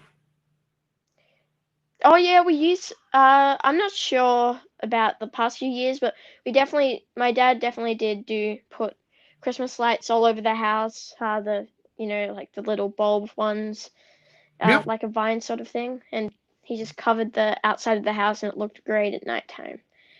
Yeah. Well, that is so cool. It's so different, when we're always going from winter to that season to you being in the summertime. Yeah. And then is there any major holidays in the wintertime for you guys? No, it's just normal 2 weeks. Okay. But lately, we had an extra week of holidays for the autumn one a few weeks ago because I don't know, we just got a week break before we started doing at home learning because near the end of last term, we went back to school because it was going all fine and then it just boomed and went spiked up and, keeps getting worse and worse every day. But it has kind of been getting a little bit better, but we're still going to wait 6 more weeks until we open stuff again and go back to school we because that's what we did. We straight away let everything go back to normal. Besides, you have to wear masks, of course, but yeah, and then basically that's how we got a spike again by just not taking things slow and just. I guess that's what happened. Not sure. I don't watch the news much, so I don't know much about COVID. I know a fair bit. My mum watches it a lot though, just because she's a hairdresser and her job was actually they still did hairdressing back in last lockdown, last term, and it was like I don't get it. Why would they have hairdressing if you're right up to a person's head, cutting the hair? My mom thought why didn't it should be that she wears a mask and the client wears the mask too, and then they're protecting each other. So yeah. Yep. Well, honestly, I try to do the same thing. I don't like to watch the news either because it's just depressing. So. Yeah, and I don't really find it interesting, Yep. honestly. Oh, my phone died. Oops. Uh-oh. I'm going to grab a couple things from the chat real quick. We've actually got his teacher in here saying Lazarus is great at science. Oh, that's and all. then we have some questions. How long Okay. have you had a YouTube channel? I started on 23rd of December last year, so I've only had it for about 7 months now. So. Very nice. Wow, and you have over 1,000 people. You're amazing. That's awesome. Yeah, I guess uploading. I just need to upload videos and have a proper schedule. The last few weeks I have been quite bumpy with my schedule, but now I've stuck to a schedule. Podcasts on Wednesday and normal uploads on Saturdays. Now, how do we find the podcast? I mean, maybe that was posted up here. I don't know. But is there like a place? Now, you see, I'm an old guy and I'm not very tech savvy.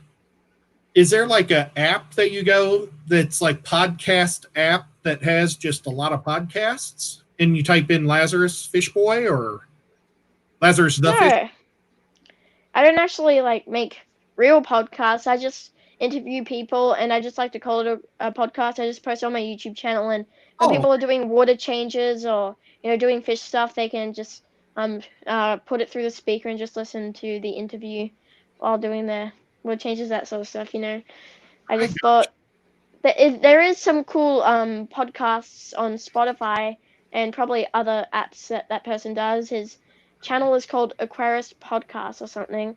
But yeah, he does lots of podcasts and interviews Aquarius, and they're so interesting. The other day I listened to a goldfish breeder being interviewed by the guy, and it was really interesting learning about a person who breeds goldfish for a living. But yeah. For sure. Well, I think it's amazing that you got your Grommies to spawn or they're mating. I have had Grommies my whole life, and I've never had any of that activity. That's amazing. You just need a male and a female, I guess, and you want them to like each other. You don't just get a pair and bam, they're gonna breed. No, they need to actually like each other and be a couple. But I guess the guy who did give me the pair, he probably did know that they were together, and so he probably did do that. But I'm not too sure because it was a mystery. They actually boxed up the mystery box while I was at the store, so I just had to wait around in the tank area while they did it because there was lots of problems about the mystery box that day. So that was a bit of time consuming, but we did get it in the end and unbox it, so that was great. But yeah, Grammies. A lot of anabantoids I've never had success with, like my dwarf Grammies. They died really easily, and the beta fish. I'm horrible at keeping those fish alive. I don't know what it is about them. They just don't live for me. They're not my sort of fish, I guess. But let's do this next question. Lazarus is not a common name. Is there a story in the name? Yes, there is. So Lazarus is a Greek name. They say in Greek Lazaro. Lazaro. I can't really say it, but Lazaro. But I was named after my great grandpa. But there is actually a person called Lazarus. Since Greeks are like Christians, they believe in God, that sort of stuff. They came up with a name because Lazarus was Jesus's best friend. So yeah, so Jesus and Lazarus, the other Lazarus, he was really rich and he was Jesus's best friend, and they hung out a lot. And in fact, I think what's so cool about the name is that Lazarus, who was Jesus' best friend, he died, but then he got resurrected. He came back, and he wasn't like evil or anything. No, he came back and that sort of stuff. So yeah. Yeah, I love that name. If I would have ever had a kid, I would have named him Boaz. I don't know if you know who Boaz is, but he's from the Old Testament. He's the kinsman. Oh, I won't go all into it. But Boaz is one of my favorite people from the Bible. And I thought he'd also be awesome because the name could be shortened to Bo, just B-O. And I like having a really short name, just Ed. So I just always love the name Boaz. So I think your name's Yeah. really cool. Do people ever call you just Laz? Yeah. Also, in fact, most people do.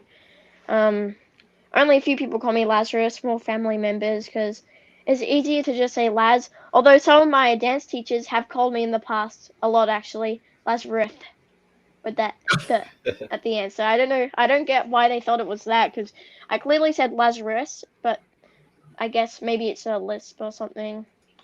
Yeah. Oh no, that's not lisp. Sorry, that's like I don't know. But you know, they called me that, and it was really funny. But try not to laugh, so. By the way, is this next question for me or for you? I'm not What's sure. the question? That would be for you. They just do that so it highlights my name in the chat. That way it stands out so that I see it. Ah, yeah, okay. I most of the time.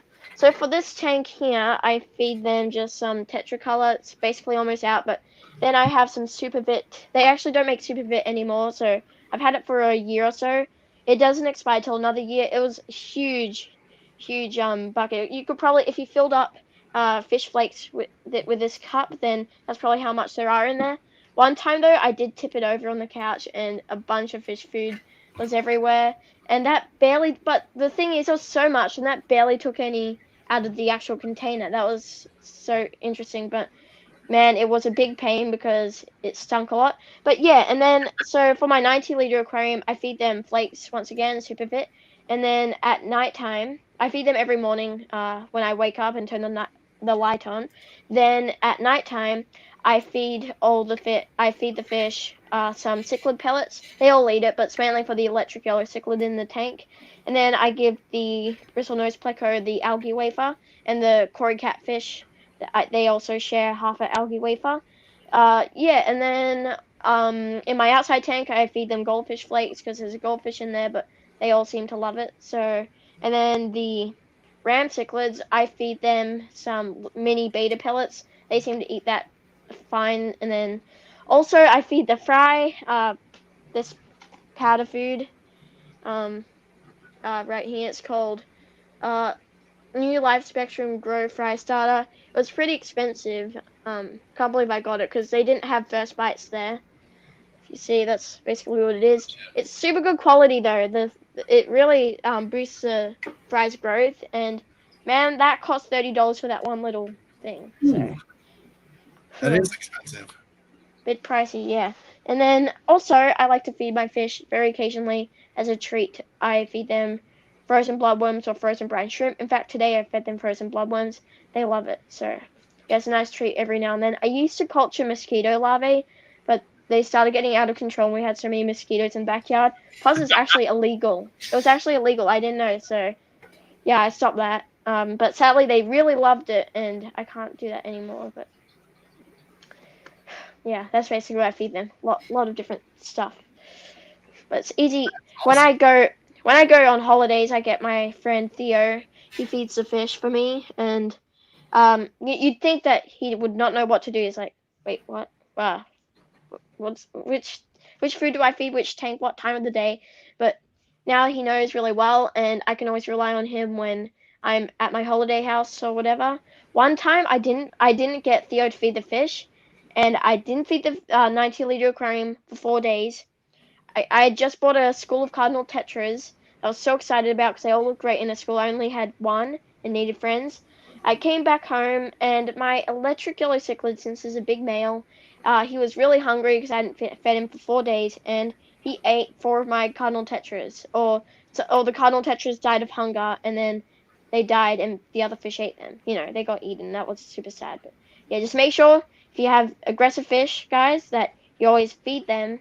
Make sure they're fed at least once every 2 days. That's my good range, but I like to feed them every day to be safe. Absolutely. So Admin Eclipse was asking if you have live plants. Yes, I have live plants in here, although since it's been really bad with the tannins lately, they're not doing very well. The light hasn't been that strong enough to get through the tannins and um like put lots of UV on the fit on the plants. But the tank behind that I showed you with the sword platy fry, they are live plants and they're doing superb. I There's a big range in there. I just got whatever I liked at the pet store, but I do have some rickia, so that's interesting. The first ever carpet plant. I've always wanted a tank where it has like grass all laid out on the bottom. Those sort of Me too. tanks. Yeah, so I've that's another cool project I'm doing actually. So that's pretty good, and yeah, so I have also Anubias in my other tank and another plant in the 90-liter aquarium. Actually, I think most of my tanks do have live plants. The only tank that doesn't have live plants would be my ramsicklid tank, but it does have live floating plants, so you could count that. But yeah, Yeah. I love I hate plastic plants. They're too artificial, and I just like that natural look and the natural. I love the fish to feel like they're in the wild as much as I can because they always act well. But the good thing about the tannins in here, though, is that neon tetras love that soft acidic water, and they show their colors so well in tannin water, but you can't see it very well because of the tannins. But yeah, they are meant to show best coloration there. But yeah, Yep, I like the floating plants too. That's all I have in this one because I have geophagus, and they'll pull up everything. So that's all I have is floatings. I have water sprite in there, so yeah, they count. I think they're cool. Oh yeah. yeah, And I'm with you on that mindset of trying to get the most natural feel for the fish and getting the live plants in there, plus the benefits of having the plants absorbing yeah. nitrates. That's awesome. So I love Ed, do you that want there. to? I don't know if you want to put your glasses on to read the next question, Ed. Okay. You're making this poor guy ask himself the questions, Ed. I'm sorry, Lazarus. Lazarus, what is your favorite fish? Mine would be the puffers with angelfish in a close second. Yeah. Well, first of all, I've always wanted puffers, just to say, like pea puffers, but I just can't find them here in Australia. So I guess I just wait for the chance because I know Blake's Aquatics had one, and he found them available and he just got them straight away. That's what I'm gonna do next time I see them, if I ever do, hopefully, or I'll just get them shipped over from another country. They're not illegal here. It's just a very rare in this area or in Australia, or at least in this area. I'm not. They might be popular in other parts of Australia. Just here in Victoria, never see pea puffers. I think I might have once at the pet store, but never thought of buying them because they're super expensive since they're so rare. But my favorite fish, well, since I've already answered the fish that I'm keeping currently, I'll say um my favorite fish that ever living on Earth. Um, well, do you reckon would it count if I said a prehistoric fish, like in the prehistoric times? Well, my favorite fish is a megalodon. Yeah, mine is a. I think they are a fish. Oh no, they're not a shark. Platyosaurus. They are like these big, big oceanic animals, and they're just huge and super scary looking. But I love. They're just so cool. I just wouldn't want to swim with them. They're too scary. They're the one fish I find scary. Although sharks, I do love. In fact, I love them so much. When I watched Jaws, and the shark died, I almost cried. I mean, Yeah. it's sad. I felt bad for the shark. I mean, it's just a innocent animal that just is hungry and seems to be very good at killing people. Yep. Yeah. That's my favorite movie. So, or one of my top 5 favorite movies. At the moment, I've been watching the TV series Alias. Have you ever heard of that? Me and my Oh, family love it. somebody was just telling me that yesterday. I don't remember Oh, who it was. They were saying I need to watch that, but I haven't yet. So I need to check that out. You're the second you person. have to. Nice. We got the whole set, and it's just the first few episodes might be boring, but it's really it's like a spy sort of thing. But I won't go on about it. It's just something worth checking out for sure. Awesome. No, is that like an American type show or Australian, or when you Oh watch no, do you want to watch more Australian shows, or does it make any difference to you?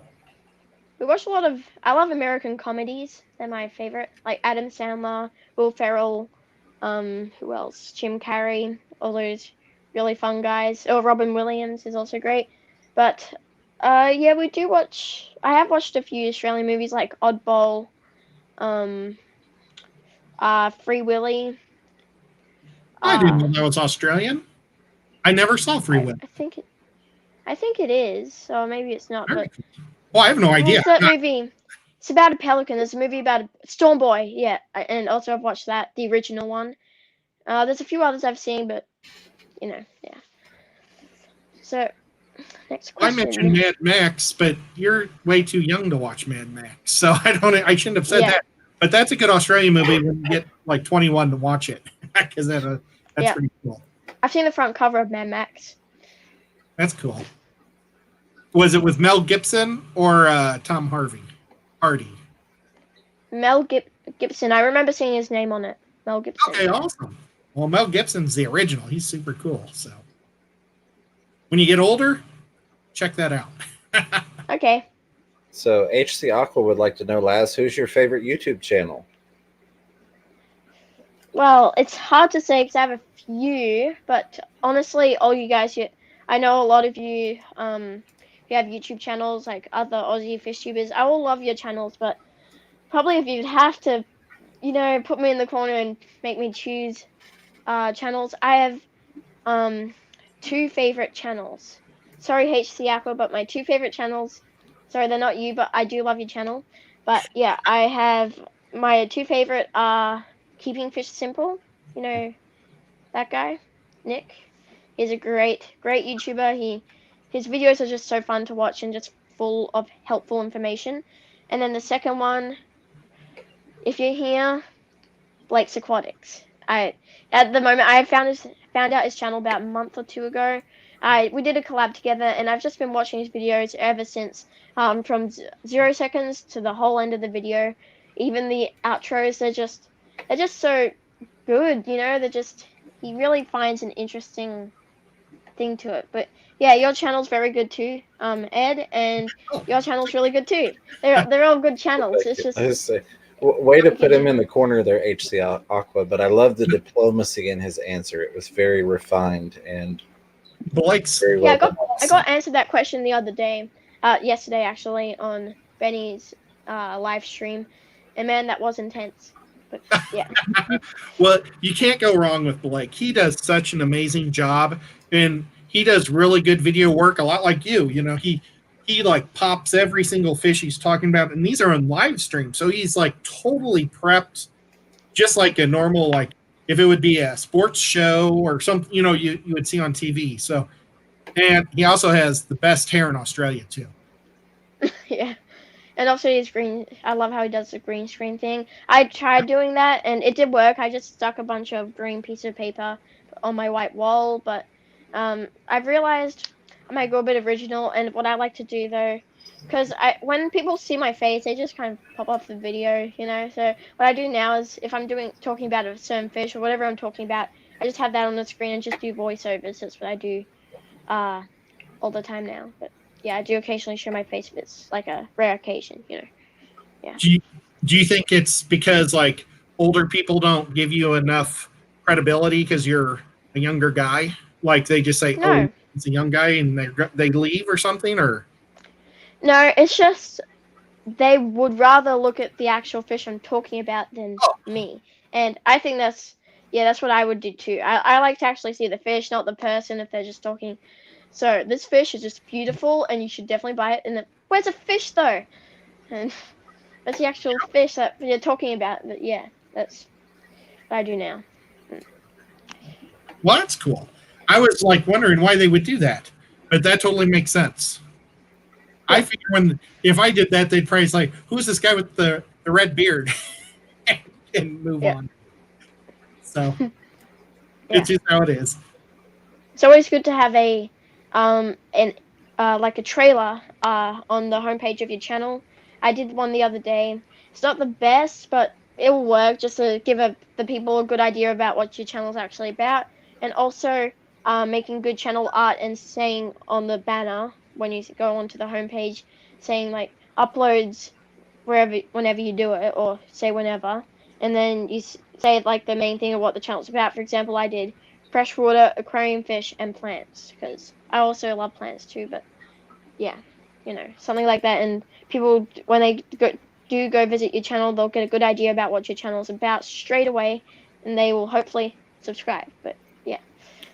Very, very wise advice. So, can I ask you what would be um, your biggest piece, or a couple pieces of advice, maybe for somebody that's thinking about starting up a fish YouTube channel? Yeah, okay. So I was struggling when I was starting out. I was just I had about 20 subscribers. I don't know, just I was begging for views, and then basically I just started networking. I shouldn't probably say the secret, but it's just so annoying when you don't grow your channel. You just want more viewers.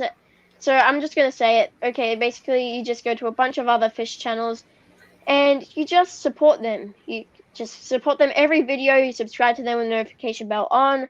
Support them all the time, and they will support you most likely. But that's I have been.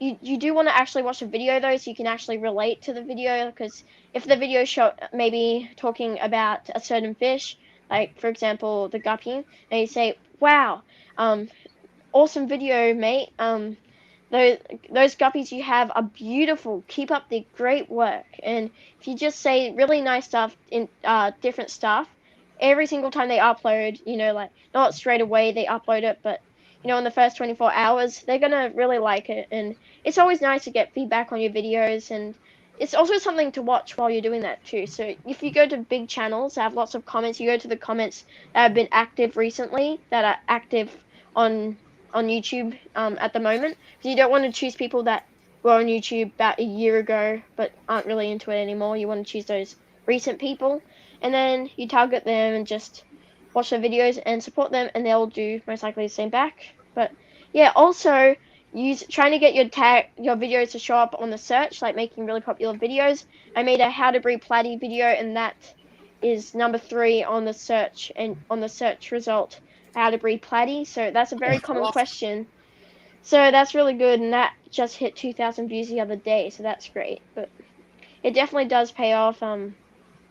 Yeah, it was just a normal video I just was uploading when I was a small channel, and then that just happened to be popular and lots of audience retention, and yeah, blow up, I guess. Every channel has a video that eventually blows up. You just keep uploading, and then one day there's just gonna be a video that people love, that they watch to the end and just pops up and recommends to other people. So yeah, those are great tips when starting out. Just when you upload a video, the tag section where you write in your tags. You just really want to fill that up as much as you can with relevant keyword searches to your videos, like maybe 6 best guppy tank mates I did. I put the names of all the fish that are the tank mates, and how to care for those fish as well, and it just pops up, and it really goes well. And if you here's a really good channel extension you can get called vidIQ or TubeBuddy, where they will kind of they'll tell you what tags you're ranking on when you've uploaded the video, and it's just so super helpful. You can also, they have a keyword search explorer where you can search up a video idea you're doing, and they tell you how good chances you are of ranking for that search. A lot of sophisticated stuff you can find out tutorials on, and also thumbnails are crucial too. Really good thumbnails. Go to canva.com and sign in, and you can make really cool thumbnails there, and just find images off Google about whatever you're talking about. But yeah, those are my basic, really helpful tips that when starting out a fish channel. I love it, and I could not agree more. You nailed everything. Awesome. I know I shouldn't have said all that, but I thought, what the heck, I know. This guy here's been telling me to do that stuff, and I don't do it enough, and I need to, and I'm going to listen to you and do it. So. Yeah, okay, I just got shushed about saying those secrets, but I mean, it's just important. I mean, lots of people are frustrated because their videos aren't getting seen, and it really puts you down. Whereas it's important if you do put all that effort into your videos. It is certainly worth getting ranked for. And all those videos you search up on how to grow your channel, they're not that helpful at all. I figured this out mostly by myself, but I did watch a YouTube growth webinar that explained through everything, and that was really helpful. And so now I know how to grow my channel. I can do an updated version in the future, maybe, about how to grow a channel. I know for now. My parents said I've said enough, so I'll keep it to there. Absolutely. So it sounds like you've been through the academy program there. But no, that's very, very valid stuff. And it just goes to show how amazing this young man is, and he knows what he's talking about. He's very cultured, and I am extremely impressed. I know your family is listening. You've done a phenomenal job with this young man because he is an amazing individual. Thank you. So, does anybody else have or you know what? Should we go to let's see. What else? I was just wondering what else should we. Well, you know what? I would like to take a chance, or I talked a little bit about how I do a show with Lefty, and I talked about James. So I wanted to mention that I do also a show with Multi-Tank Addiction Chris on Tuesday nights. And right now he's doing art auctions at the end. I don't know if he did it last week, if he's going to keep doing his drawings and then try to auction them at the end. I don't know, but he would love it if you guys would tune in and watch him do his artwork because it is amazing. So I just wanted to throw that shout out real quick. And now let's go to another question. It's kind of like these are commercials. Yeah, pretty much. Yeah. I've got like 2 more to go. So, but I'll bring them up in like a couple more minutes. Let's see. Is there another really good question? A question about what do I use to edit my videos? Oh, okay. I use a good old iMovie. Yeah, that's basically what I use. You can do so much with iMovie. You can like overlay green screens over it. You can separate different video clips. Like if you're doing a reaction video or whatever, or fish tank review, which I am going to do soon, so make sure to stay tuned. But yeah, if you just you can like paste it onto there. You can show it. It's just really cool. You can cut videos, do transitions. You can do anything on there, basically. You can do anything that has to do with editing videos. So just make sure to, if you search up lots of tutorials, you'll be able to master it just like I did. Although before I even started YouTube, I just pretended I had a YouTube channel, and that's how a lot of my editing came from there. And then I kind of knew what to do when I started my channel, so that was a good thing. So big advantage. I want to clarify. I'm not laughing at you. I'm laughing at the fact that I used to do stuff like that. So like even without a channel and even not fish related stuff, I'd be like, okay, guys, today I'm going to show you how to make macaroni and cheese, just randomly, pretending like I was making a video or talking to a TV audience. So that's why I laughed at that. Yeah. So I did that. Now, is that a program? Did that cost money, or do you download it from the internet, or how's that work? Well, to edit my videos, I use an iMac Pro. I'm not sure what it's called, but what the exact name is, but it's a Apple computer.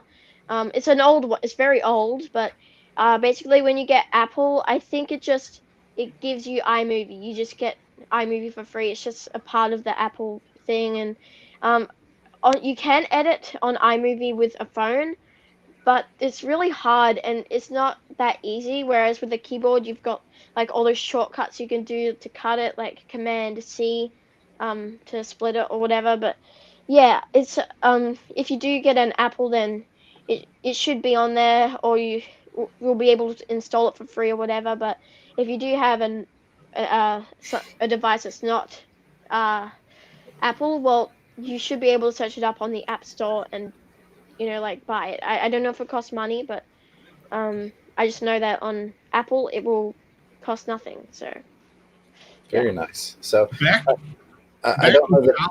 Oh, okay, go ahead. No, you're fine. Go ahead, and then I'll get to the question. Well, back in college, when I was in school, this will show you how old I am. I used VHS tapes, and we would put it in, and I was really good at splicing those, and we would wind them and put them all together on one screen, and I had two separate ones, and I would have to type in sometimes the number to get it to go. All this new technology, I have the hardest time in the world. It's unbelievable. It's like, I don't know why I'm so 40 years behind, but I am. But oh well, that's just me. Okay, what were you going to say, James? So, Homeless to Humans to the podcast show, hello. I don't necessarily know that I want to ask the young man's age. His father's in here if he wants to put that in the chat. But I will ask the other part of the question is, what is your inspiration for starting your channel, Lazarus? Ooh, that's a good one. Well, I watched a lot of YouTube fish videos when I didn't have a YouTube channel years ago when I first kept fish. And, I was just searching up how to breed these live bearers, just getting into the hobby. And, I guess, well, a lot of my friends had YouTube channels, and I was thinking of making a YouTube channel, and my parents wouldn't let me at first, and so for that 2 years, I just made my own videos on iMovie, just pretended as if I was talking like dig care guides and breeding guides. They were very bad though. They were very boring, and I was so bad. It was like at the intros, I was like, "Hi, how's it going? It's Lazarus here, and today we're going to be talking about the beta fish." It's like really weird, but yeah, I've mastered the talking now. I can really speak clearly and say, "Hey everyone, how's it going? It's Lazarus here, back another video," that sort of stuff. But yeah, how did I didn't really get inspired. I did by the fish videos, but I thought it'd be cool to, like document all my fish and everything and just have it, and also get some support of my fish tanks too, like get people supporting me to get further tanks, all that sort of stuff. But I guess last year then I really made a video to my mom proving that I am able to get a YouTube channel. Then she let me, and I actually told YouTube my real age, and they set it for kids, so I couldn't actually make a YouTube channel, and I couldn't even access YouTube. I had to access YouTube Kids, which is more made for 6-year-olds. So that was really annoying. But then I eventually made a proper channel and lied about my age. I meant to be 48 on my channel. We didn't hear that. Yeah. You look 38 to me. I think you're 38. 48, actually. Oh, 48. Oh, so you look young then. You look 10 years younger than 48.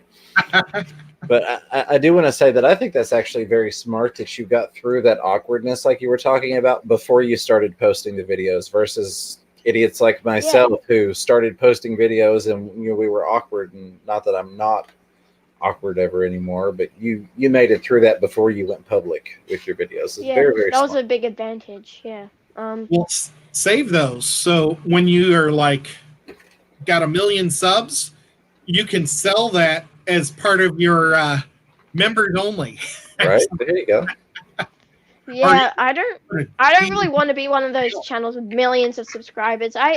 All I ever want is maybe my aim is to get 10,000 subscribers. That's my aim. I just want to be a low-key small channel that has plenty of support, maybe about 1,000 views in the first day I uploaded videos, something like that. I don't really want to be a 1 million subscriber person with the silver play button. I mean, no, the gold play button.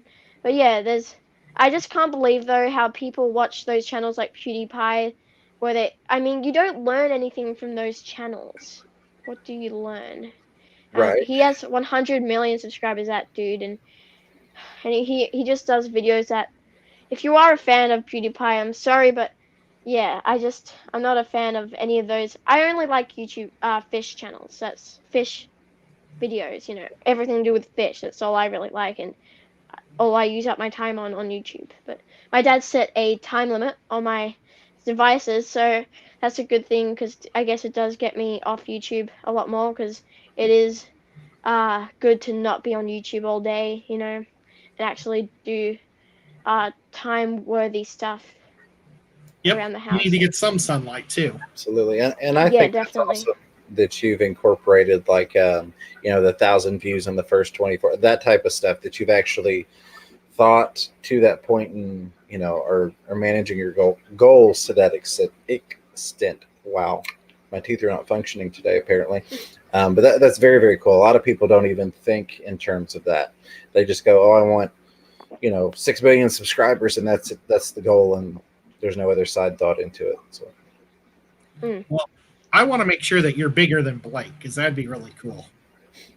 there we go. Push Blake he's around. he's double the amount of subscribers, so I guess that will be a hassle, a challenge. But there are these websites where you can get free subscribers by subscribing to other channels, called Sub for Sub. That is horrible. Yeah. I once tried it, but it didn't work out because like I gained those subscribers, but then they unsubscribed. So all my subscribers are real, of course.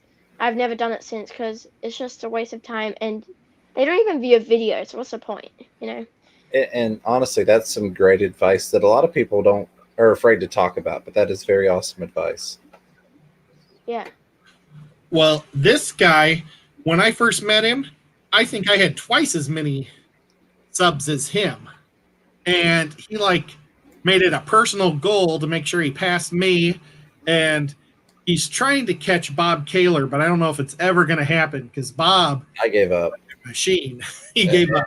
And Blake's Aquatics is going to pass KG Tropicals next month, the way Blake grows. So Yeah, 10 subs a day. That's really my thing now is Shelly just deserves it. to do what I do. I'm exploring other platforms and other channels. I'm never going to quit Fish Room Fever, so don't get that from me. But I am exploring doing other things since I'm free to create 7 days a week. And a quick apology to everybody that was looking for my live stream on my other channel.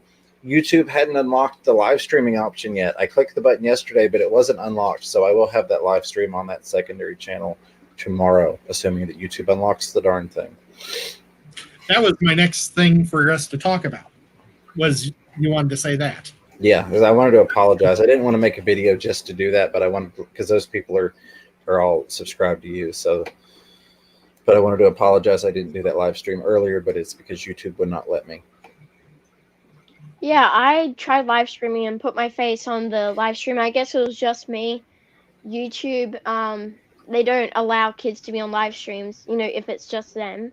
Or I guess because this is working, right? The stream's working, so I don't know what's happening, but I guess because I'm not doing it with another streaming software, what basically happened was they just banned me from live streaming for 3 months. So it's been 2 months now, and I'm just dying to live stream. So that's why lately I've been live streaming with a bunch of other different people, to get that feeling. And then I'm going to do my own ones probably in a month or so, but as soon as I can, definitely. Yeah. Oh, Pug's Take says, what's your second channel? The second channel is Beard Nation. I renamed it. It was something else. It was a more controversial subject that I won't discuss on Ed's channel. But it's basically going to be the everything else that I can't talk about on the Fish channel. Nothing specific. It could be anything from we're going to review memes to we're going to talk about conspiracy theory. I set up for 7 hours on Chappie's stream the other night talking a bunch of random stuff and remembered how much I miss being able to talk about things that aren't fish related. Fish will always, of course, be a huge part of everything I do, but it'd be nice to talk about, beard care on one episode or, look what these idiots did in this video. So stuff like that. Awesome. Cool. What do you like superhero type stuff? Me? Yeah. I was saying, Well, I know you don't care for superheroes that much. I was like, why are you asking me? Lazarus, do you like superheroes? Funny question. When I was a little kid, I was obsessed with superheroes. I mean, I didn't find out about fish until I was 10 years old. Yeah. So anyway, but when I was a little kid, in kindergarten and start of primary school, I was just obsessed, and I'd wear my Superman outfit every day or my Batman outfit, and I'd just dress up as a superhero a lot. And yeah, I found it great fun. I rarely dress up anymore. All my dress ups don't even fit me anymore, so I guess I can't really do that anyway. But yeah, I do like to watch. I have been watching some Marvel in the past few months. They are pretty good. I do love my favorite. If you would ask me, the favorite superhero would have to be Spider-Man. He's really cool, and yeah, he's been my favorite for years. I don't know. It's just It's he can spin webs, out of his hands. It's Oh, just it's awesome. I love the actual character Peter Parker. That's cool too. And yeah, like the new Spider-Man lately, that's been great. Yeah, he's amazing. I love the new Spider-Man also. Do you know who Namor is? Pardon? Namor is my favorite superhero, but he's been out of like movies and TV since 1980 because Marvel sold his rights to somebody that never did anything with him, and Disney just bought his rights back. So Namor's going to be back. But Namor, do you know who Aquaman is? Everybody knows Aquaman, right? Yeah. Well, Namor was Marvel's first character. He was like first wrote like in 1890s, like a long, long time ago. Well, basically, Aquaman is just a copy of Namor, but Namor's so cool. He's just he just swims in the water and stuff. Instead of controlling fish, he controls water, but he's my favorite. But Aquaman's right. I mean, not Aquaman. Spider-Man's right up there with him. So. Oh, sorry. By the way, we have 10 minutes left. Oh, jeepers. Okay, cool. Yeah, my dad wants me. 10 more minutes, and then we'll have to finish. That's totally Pardon? cool. Pardon? You're gonna walk the dog. Look after your guys. Oh yeah, I've got to walk the dog. Yeah. You didn't know about your age on YouTube. You got something account for you that was monitored. Oh. That's what's happening. You haven't got a dodgy. What's your dog's name? Lenny. Lenny? Oh, that's cool. I said, my last dog's name was Bailey, so that's kind of close. I bet they would have been friends. Oh, we lost James. No, I had to step away. I didn't realize. I forgot, let me say, that I had overridden the timers on a bunch of my lights earlier for video purposes, and I never set the timers back up. So it's, 1 a.m. and the zebra plecos still have the light shining. And I was like, no, let me turn those off. Well, we have like a little lull. I'm going to mention Bob Kaler now has a live stream on Sunday nights, and I think he might be going every other Sunday. But he had me as a special guest last week, and it was a lot of fun. And I think Haley might be doing it this week because I think he's got to deal with Haley, the dragon. But that's pretty cool. So everybody watch Bob. He goes on right before Danikin. So I think Danikin's at 9 o'clock Central, and so Bob's at 8 o'clock, and I think Susan, or is it Susie Q? One of them is right before him. So just a great lineup on Sundays. Come here. So real quick, I am going to post the link since a couple of people asked about my other channel. It's so small, you probably wouldn't even be able to find it just from searching the name. So there's the link to it. Because YouTube loves to hide small channels. So with 22 subscribers, good luck actually finding it, even if you search it. Does Lenny do tricks? Yeah, he can sit, he can shake paw, he can dance where he jumps up on you. Sorry. We were going to show you Lenny, but he's not in the mood. Camera shy? That's all right. He can also lie down, of course. They can all do that, but yeah, that's basically it. Does he play fetch? He used to, but now he never drops a ball. He never, or whatever object is in his mouth, he keeps it in his mouth. He's a grumpy old dog, and he doesn't get along well with other dogs. He's always aggressive towards the big ones, because I guess when he got bitten, that probably triggered his a mean mode on his rude side. But yeah. Well, I can understand that. My cat, I was trying to teach it how to shake, because you can trick cats into learning how to shake by every time you feed them, you pick up their paw, and flies flying around my head. And so basically, you just give them a treat, and they lift their hand up, and you can shake it because they get so used to always flies keeps buzzing me. Basically, every time they're going to get a treat, they lift their paw because they're so used to it, and that's how you can teach a cat. But my cat does play fetch. And it's just because he Yeah. likes to do it. He's just silly. So, Hmm. kind of fun. Yeah. James just said, does anybody have any final questions?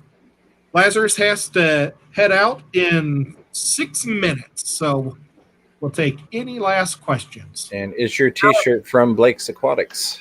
Lenny, look what I've got. Oh, let's say it. I'll mute. Yeah, that was, I was going to ask the exact same thing about the shirt. Where'd you get your shirt?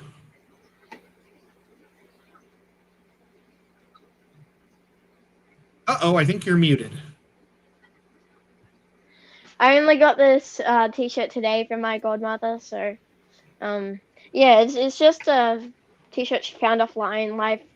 Life is better with a fish, which is That's totally true because my life's never been so good without awesome. fish, for sure. But yeah, we also do have merch on our channel. You know that Arnold from King's Aquariums and Ant World made for us. Oh, this one. Okay, I'll just get it up. And there's this one where it's a photo of a pearl gourami. It says Lazarus Fish Boy. Then we just have a basic one with the channel logo or the original channel. Oh, right here. Just out of the wash. Are We got those this one on too. Teespring, or how can we purchase Is those? that Red Dot? Yeah, I have Redbubble. Red I Dot. have a link to it. If you go to my community tab, a few posts back, I uploaded a link to the merch, and then you can basically browse through the merch. We have three different t-shirts you can get, and channel stickers, which yeah, and then it shows an email address that you go email me at, and then we figure it out from there. But oh, here's Lenny. That's awesome. Oh, Then will probably beat me to the link or Lefty, but I'm gonna try and grab it real quick. there he is. Hello, Lenny. Want some cheese? Yes. Yeah, he so loves cheese. pretty. Okay, Lenny. Ah, Sit. Shake ball. Oh, can you see that? Oh, I don't think you can. Oh well. Dance. And then we can also get him to jump up on the bed, which I love. Come on. Come here. All right. Yeah. Oh, ow. Okay.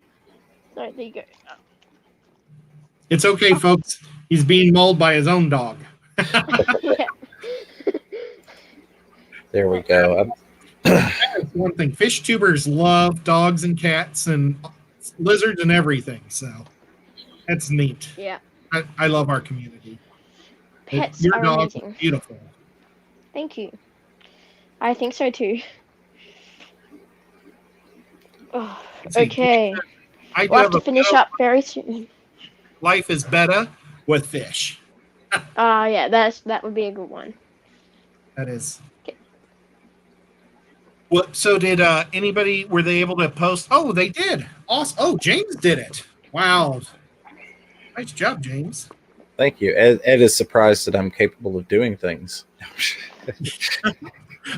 Well, he has to keep me straight, and I mean, if it wasn't for James, I wouldn't even be on here because I don't know how to do anything. You can ask Lazarus. James had to do all the technical stuff for me. I Well was done, like, James. yep.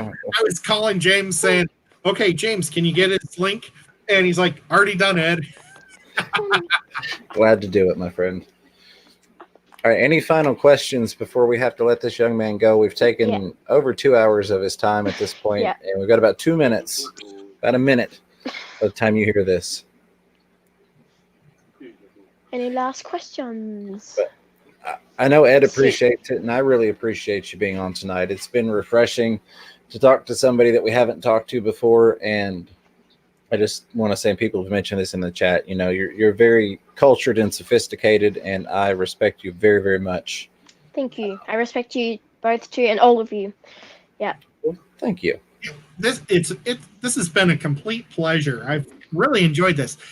You know, a lot of times I have to think real hard and plan out a whole stream, and you've just been awesome. You've made this so much fun and a lot easier on me, and I really think Appreciate that a lot. Thank you so much. My pleasure. And your talents are awesome too. Absolutely. Thank you. If you Have ever it. do a play or something, you'll have to broadcast it for the Fish Tube family too. Definitely. Yeah.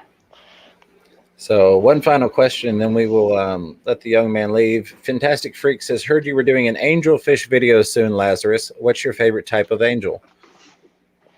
Type. I love the standard ones with the stripy ones, although the koi angels are great.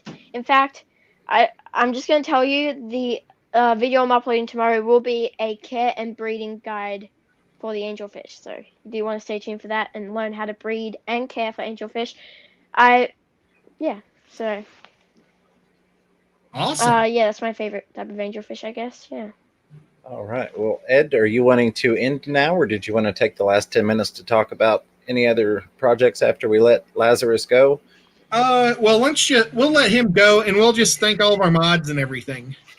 All right. Sounds And, good. We'll promote whatever everybody we can. But So- thank you so much, Lazarus. You're welcome anytime. It was a lot of fun. A huge Thanks. thank you. And everybody, please, if you have not already, go check out Lazarus the Fish Boy on YouTube, subscribe, and watch his videos. Let's get him that 4,000 hours watch time because he's already blown it away with the subscriber count. Yeah. Do you have a playlist? Yeah, I've several playlists. I have like a fish tank playlist, care guy playlist. I even did a playlist with all my videos on it. If you do want to watch them one by one, I was actually doing that meant for monetization. So, yeah, I did try watching my videos over and over just to get that watch time, but it's too hard. It uses up a lot of space on the computer. So, yeah, it makes it run slowly. So, I guess I'm just going to wait and just let it just happen. So yeah, thank you for having me here. You bet. Oh, what were man. you gonna say? Thank you. Well, I think it has diminishing results. I think that's what they call it. So, like, once you've watched it more than once, you get less credit the second time. So every time you watch it, you're going to get less credit. So I think they call that diminishing results, where eventually you get no credit for watching the same video. Just throwing that out there. But if we all go and watch, then it'll really crank it up, and that'll be wonderful. Yeah, thanks. So, yeah, I really enjoyed this live stream. It was a great experience, and you two are amazing, I must say. Very fun. And Thank you.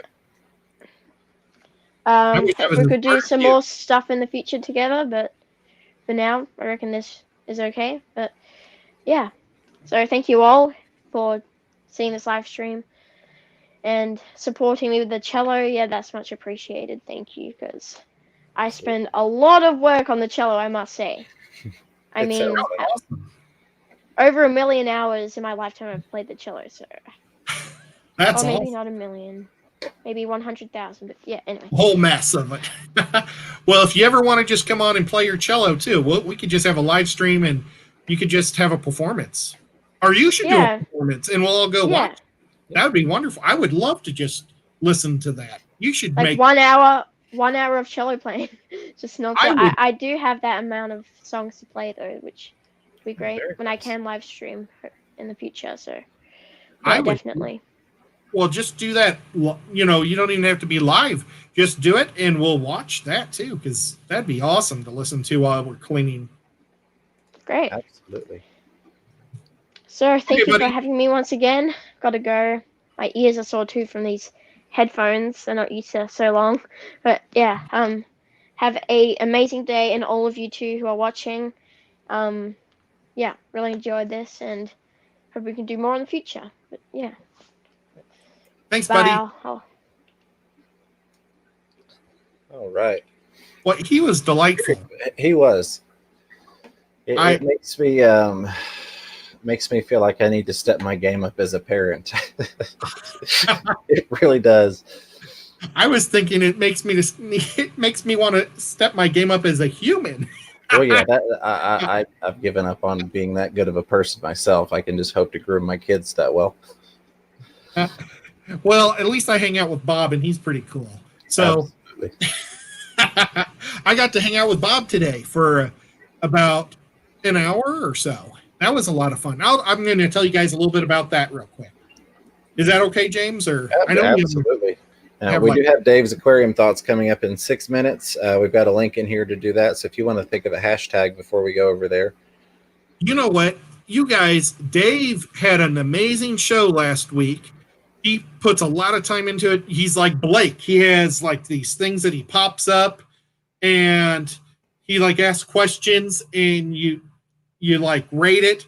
Or well, that was last week. I don't know if that's what he's going to do this week, but tune in to Dave. He's got a really good show and he's an awesome guy.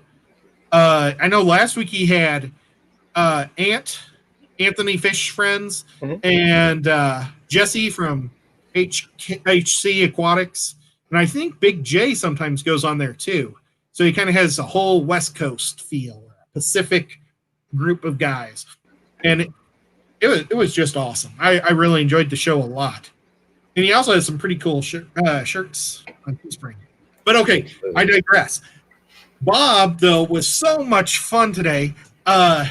We met up at our local pet store, our fish store, Aquatic Aesthetics. And I figure if I just say it really fast, you guys won't notice that I'm mispronouncing it. Yeah, just quit telling him that's what you're doing. Yeah. Well, he sold us some of his used tanks, and they're big acrylic tanks. I've never had two huge acrylic tanks like this before. And Bob was nice enough to let me know about it because Bob bought two and he could have bought all four, but he let me know. So I was able to get two of them.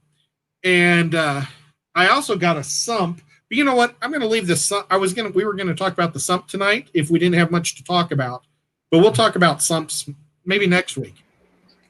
But so we got that. He's given us the stands that they went on. Just our local fish store is so good to us. It's awesome. And I really like him a lot. And then Bob surprised me with this cool shirt. And it's the same that John and Lisa were wearing today, which I thought was really cool. Bubbles. And it's funny because like one time we talked to John on a live stream, and maybe it was after the live stream, but he was complaining about how nobody ever buys his shirts because he thinks they're just boring.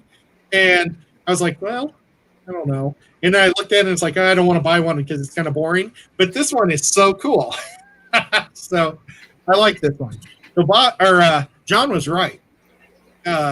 He went with a new design and it's pretty cool. Even though you can probably buy KG tropical shirts still. So don't tell them that I just said that. And Bob gave me a couple of Endlers today, so it was like Christmas for me. I just had a wonderful day.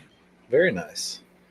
Yep. I didn't leave the house today. It was all water changes, top offs, and filming videos and things like that. I need to edit a YouTube video and post it. I've got like 4 that I've got filmed that I just need to edit one and post the darn thing. Well, I also voted today, and I really like how Tennessee does it. That you have to give them your driver's license, and they scan your driver's license to make sure that you haven't already voted and that you're signed up to vote, I guess. Maybe when you get a driver's license. I really like that. I think it makes sense to show your ID to be able to vote. I don't understand why people argue that you shouldn't have to have ID to prove that you're you. But I don't know. Maybe that's politics, and I didn't mean to do that. But I just think it makes sense. But I thought that was really cool. But they had this really bizarre way of voting in Tennessee. It was like this computer thing, and I had to spin a little spinner to get it to come up on the guys that I wanted, or girls. And then I'd hit enter, and then I'd spin this little, because like in Missouri, we always had like a little pin. And Yep. So yeah, it was fun to try something new. So that was neat. I did that. Priscilla, I got some shrimp from Priscilla, and she thought it came in today. They only came into Chattanooga's hub. So they haven't been sent to the the mail post office, and the post office lady was totally mean to me today. So normally she's super sweet, but maybe she was afraid her house was being washed away or something, because we were having like these huge rainstorms today. So I'm hoping that maybe she was stressed about something else, and that's why she was so ugly to me. But so I had a pretty fun day. Everything went good. Very And I was nice. going to wear my little sticker that said I voted. And it was a vote that didn't make any difference because it was a primary. But it was still just the idea of being able to get out and do it and see how it works here. Remind me, Ed, when you come on my other channel, I want to talk to you about the I voted Barbie. We won't get into that on your channel. I voted Barbie? Yeah, there's a voter Barbie, and it's very, very comical, but it gets political when you talk about it. So remind me, I want to talk to you about that. Oh, I hope I didn't just say that Priscilla was paranoid. I'm sorry if I said you were paranoid, Priscilla. Paranoid and Priscilla just kind of sounds right together. Right. All right, so it is time for Dave. So everybody, let's go over there. I think we've still got about 30 people watching, 32 watching now. So if you haven't, do me a favor, give a thumbs up for this guy right here. Subscribe if somehow you're here and you're not subscribed to him. And let's go over and check out Dave. Any hashtag? Nope. Thank you, mods. You are all awesome. I wanted to shout every single one of you out, and I'm sorry I just blabbered on about stupid stuff. Thank you guys so much for tuning in tonight, and let's go check out Dave and Hashtag no hashtag. Hashtag cello. There you go. I like that. Hashtag Aussie kids are cooler than me. I don't know. Just hashtag him. Okay, hashtag cello. Take care. Thank you, everybody. Bye, everybody. Bye.